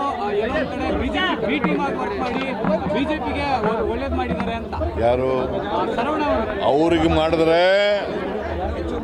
ನಾವು ಬಿ ಟೀಮ್ ಆಗ್ಬಿಡ್ತೀವಿ, ಅವ್ರು ನಮ್ಗೆ ಯಾಕೆ ಮಾಡಿಲ್ಲ ಹೇಳಪ್ಪ? ನಾವೇ ಮುಂಚಿತವಾಗಿ ಕ್ಯಾಂಡಿಡೇಟ್ ಹಾಕಿದ್ದವು. ನಿಮ್ಮಷ್ಟು ನೋಡಿ, ಇದು ಬರ್ಕೊಳ್ಳಿ ಇದನ್ನು ಕರೆಕ್ಟಾಗಿ. ಕ್ಯಾಂಡಿಡೇಟ್ ಹಾಕಿದ್ದು ನಾವು ಮುಂಚಿತವಾಗಿ ಅಲ್ಪಸಂಖ್ಯಾತರ ಕ್ಯಾಂಡಿಡೇಟು ಮನ್ಸೂರ್ ಅಲಿ ಖಾನ್ ಹಾಕಿದ್ದವು. ಅದ್ರ ನಾಳೆಗೆ ಹಾಕಿದ್ರು. ಯಾರು ಹಾಕಿದವರು? ಕುಪೇಂದ್ರ ರೆಡ್ಡಿನ. ಯಾತಕ್ಕೆ ಹಾಕಿದ್ರು? ಅವ್ರು ಗೆಲ್ಲಲ್ಲ ಅಂತೂ ಗೊತ್ತಿದ್ರು, ಯಾಕೆ ಹಾಕಿದ್ರು? ನಮಗೆ ಸಪೋರ್ಟ್ ಮಾಡಿದ್ರೆ ನಾವು ಗೆಲ್ತಿದ್ವಲ್ಲ. ಯಾರು ಬಿ ಟೀಮು? ನಾವು ಅವರು. ನಾವು ದೇವೇಗೌಡ ನಿಂತಿದ್ರು ರಾಜ್ಯಸಭೆಗೆ, ನಾವು ಕ್ಯಾಂಡಿಡೇಟ್ ಹಾಕಿದ್ವಾ? ನಾವು 80 ಜನ MLAಗಳಿತ್ತು. ಕುಮಾರಸ್ವಾಮಿಗೆ 37 ಜನ ಇದ್ದವ್ರಿಗೆ ಚೀಫ್ ಮಿನಿಸ್ಟರ್ ಮಾಡಿರ್ಲಿಲ್ವಾ? ಯಾಕೆ ಮಾಡಿದ್ದು? ನಾನು ಹೇಳ್ದವ್ರು ಕೇಳಯ್ಯ, ಮುಂದಿನ ದಿನಗಳಿರಲಿ, ಇದು ಹೇಳಪ್ಪ ಅಂತಂದ್ರೆ ಯಾಕೆ ಮಾಡಿದ್ದು? BJP ಬರಬಾರ್ದು ಕೋಮುವಾದಿ ಅಂತ. ಈಗ ನಾವು ಹಾಕಿದ್ದು, ನಮಗೆ ಸಪೋರ್ಟ್ ಮಾಡಬೇಕಾಗಿದ್ದು BJP ಬರಬಾರ್ದು ಅನ್ನೋದಾದ್ರೆ. ರೇವಣ್ಣ ಹೇಳ್ಬಿಟ್ರೆ ಆಗೋಯ್ತಾ? This is a fact. ನಡ್ರಿ,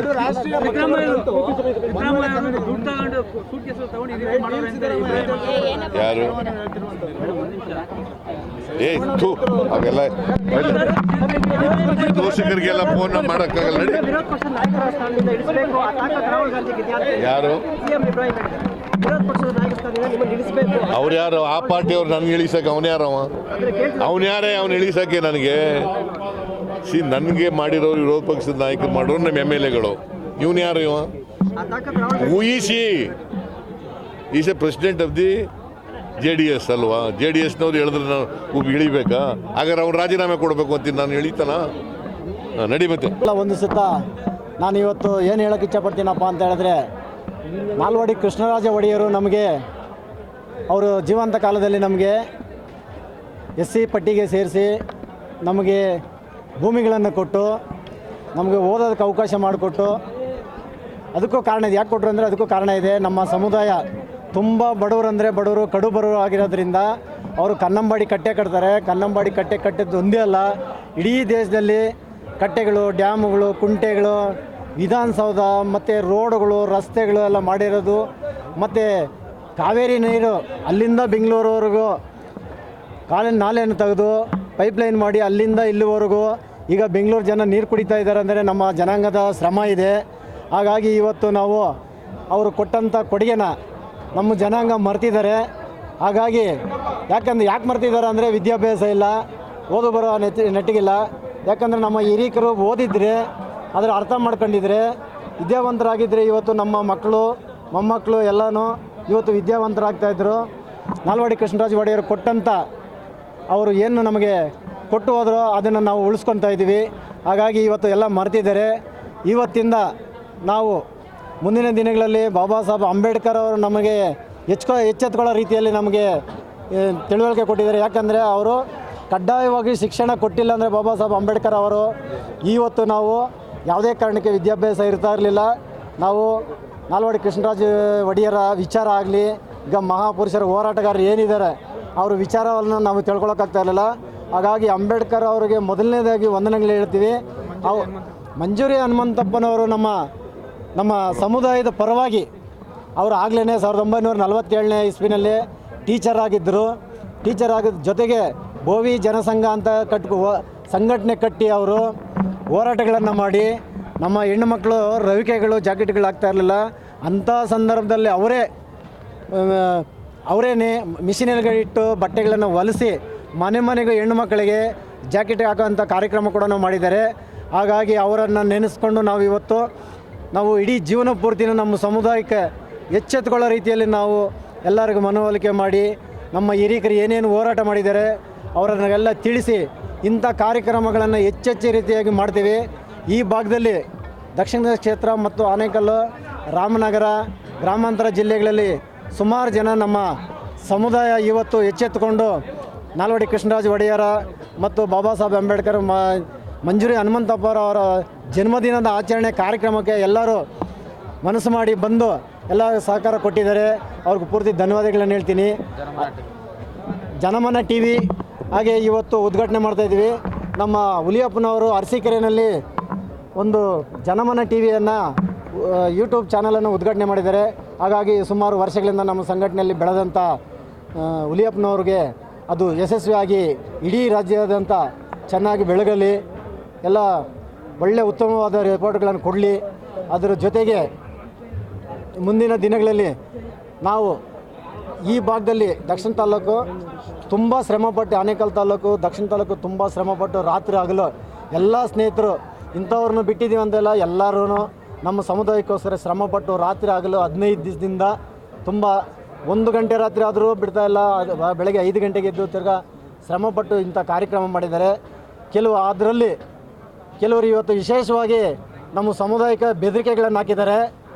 ಇವತ್ತು ಕಾರ್ಯಕ್ರಮಕ್ಕೆ ಹೋಗಬಾರ್ದು, ನೀವು ಯಾಕೆ ಹೋಗ್ತೀರಾ ಅಂತ ಹೇಳಿ, ನೀವು ಹೋದರೆ ನಿಮಗೆ ಬೇರೆ ರೀತಿ ತೊಂದರೆ ಕೊಡ್ತೀವಿ, ಹೋಗಬಾರ್ದು ಅಂತ ಹೇಳಿ ನಮ್ಮ ಸಮುದಾಯಗಳನ್ನ ಸುಮಾರು 100 ವರ್ಷಗಳಿಂದ ತುಳ್ಕೊಂಬಂದಿದ್ದಾರೆ. ಅದೇ ರೀತಿ ಇವತ್ತು ತುಳಿಯುವಂಥ ಪ್ರಯತ್ನಗಳು ಮಾಡ್ತಾಯಿದೆ.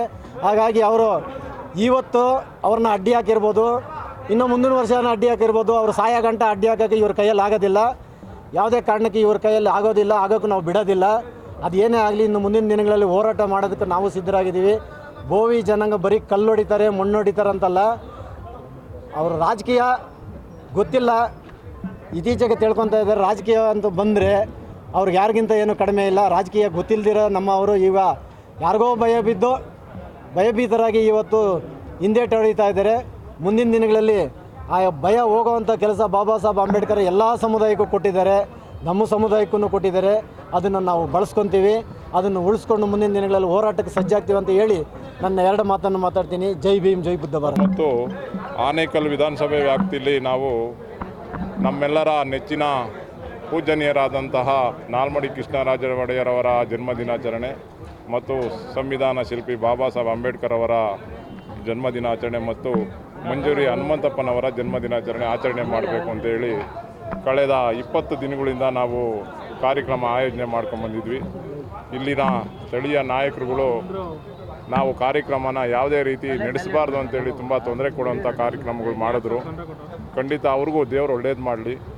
ಮುಂದಿನ ದಿನಗಳಲ್ಲಿ ಈ ಸೀರೆಗಳು ಬಟ್ಟೆಗಳೇ ಕೆಲಸಕ್ಕೆ ಬರ್ತಾವೆ ಅನ್ನೋದನ್ನು ನಮ್ಮ ದಲಿತ ಸಮುದಾಯ ಸಂಬಂಧಪಟ್ಟವ್ರಿಗೆ ಸೂಚಿಸುತ್ತೆ.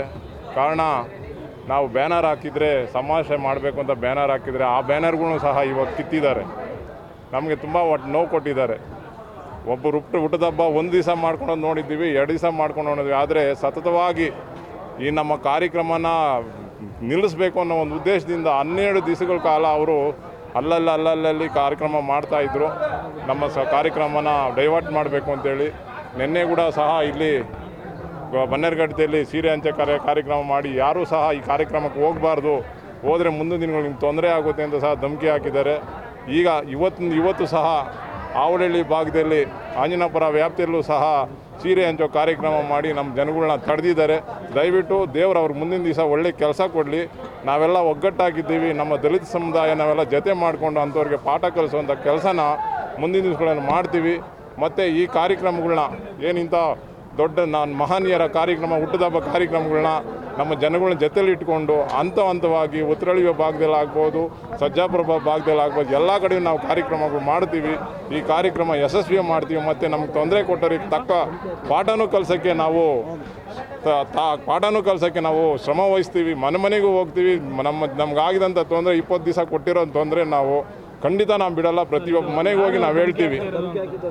ಕಾರಣ ಏನು ಅಂದರೆ ಇವಾಗ ಸ್ಥಳೀಯ MLA ಸಾಹೇಬರು ನಮಗೆ ನಾವು ಹೆಸರು ಹೇಳಬಾರ್ದು, ಆದರೂ ಕೂಡ ನಾನು ಹೇಳೋಕ್ಕೆ ಇಷ್ಟಪಡ್ತೀನಿ. ಇವತ್ತು ಇಂಥ ಒಳ್ಳೆಯ ಉತ್ತಮವಾದ ಕಾರ್ಯಕ್ರಮದಲ್ಲಿ ಅವ್ರನ್ನ ಭಾಗಿಯಾಗ್ರಿ ಅಂತ ನಾವು ಸಹ ಕೇಳ್ಕೊಂಡಿದ್ವಿ. ಇದು ಪಕ್ಷಾತೀತವಾಗಿ ನಾವು ಕಾರ್ಯಕ್ರಮ ಮಾಡಬೇಕು ಅಂತಲೇ ಹೊರಟಿದ್ದು. ಪಕ್ಷಾತೀತವಾಗಿ ನಾವೆಲ್ಲರೂ ಸಹ ಕರೆದಿದ್ವಿ. ಅದೇ ರೀತಿ MLA ಸಾಹೇಬರು ಸಹ ಕರೆದಿದ್ವಿ ನಾವು. ಆದರೆ ಅವರು ಇಂಥ ಕಾರ್ಯಕ್ರಮಕ್ಕೆ ಅವಕಾಶ ಕೊಡದೆ ತಮ್ಮ ಆಸೆಗಳಿಗೆ ಜನಗಳನ್ನ ಬಲಿ ಕೊಡುವಂಥ ಕಾರ್ಯಗಳು ಮಾಡ್ತಾರೆ. ದಯವಿಟ್ಟು ಇನ್ನು ಮುಂದಾದರೂ ಸಂಬಂಧಪಟ್ಟ ಇಂಥ ಒಳ್ಳೆಯ ಕಾರ್ಯಕ್ರಮ ಮಾಡಬೇಕಾದ್ರೆ ತಾವು ಎಚ್ಚೆತ್ಕೊಬೇಕು. ಬೇರೆ ರೀತಿ ಜನಗಳನ್ನ ಡೈವರ್ಟ್ ಮಾಡಬಾರ್ದು. ನಿಮಗೆ ಬೋವಿ ಸಮಾಜ ಬೇಡ ಅಂದರೆ ದಯವಿಟ್ಟು ಓಪನ್ನಾಗಿ ಹೇಳ್ಬಿಡ್ರಿ, ನಮ್ಮ ಬೋವಿ ಸಮಾಜದಿಂದ ನಾನು ಗೆದ್ದಿಲ್ಲ ಅಂತ ಹೇಳ್ರಿ. ಇವತ್ತಿನ ದಿವಸ ಬೋವಿ ಸಮಾಜದವರು BJPಲಿ ಸುಮಾರು 60% ಬೋವಿ ಲೀಡರ್ಗಳಿದ್ದೀವಿ ಇದ್ದಾರೆ, ಅವರೆಲ್ಲ ದುಡಿತಾ ಇದ್ದಾರೆ. ಅವ್ರಿಗೆಲ್ಲ ನೀವು ಕಂಟ್ರೋಲ್ ಮಾಡಿದ್ದು ತುಂಬ ಇದೊಂಥರ ಬೇಸರವಾದಂಥ ಸಂಗತಿ. ಮುಂದಿನ ದಿವಸಗಳು ದಯವಿಟ್ಟು ಇಂಥ ಕಾರ್ಯಗಳು ನೀವು ಮಾಡಬೇಡಿ ಅಂತ ನಾವು ರಿಕ್ವೆಸ್ಟ್ ಮಾಡ್ಕೊತೀವಿ.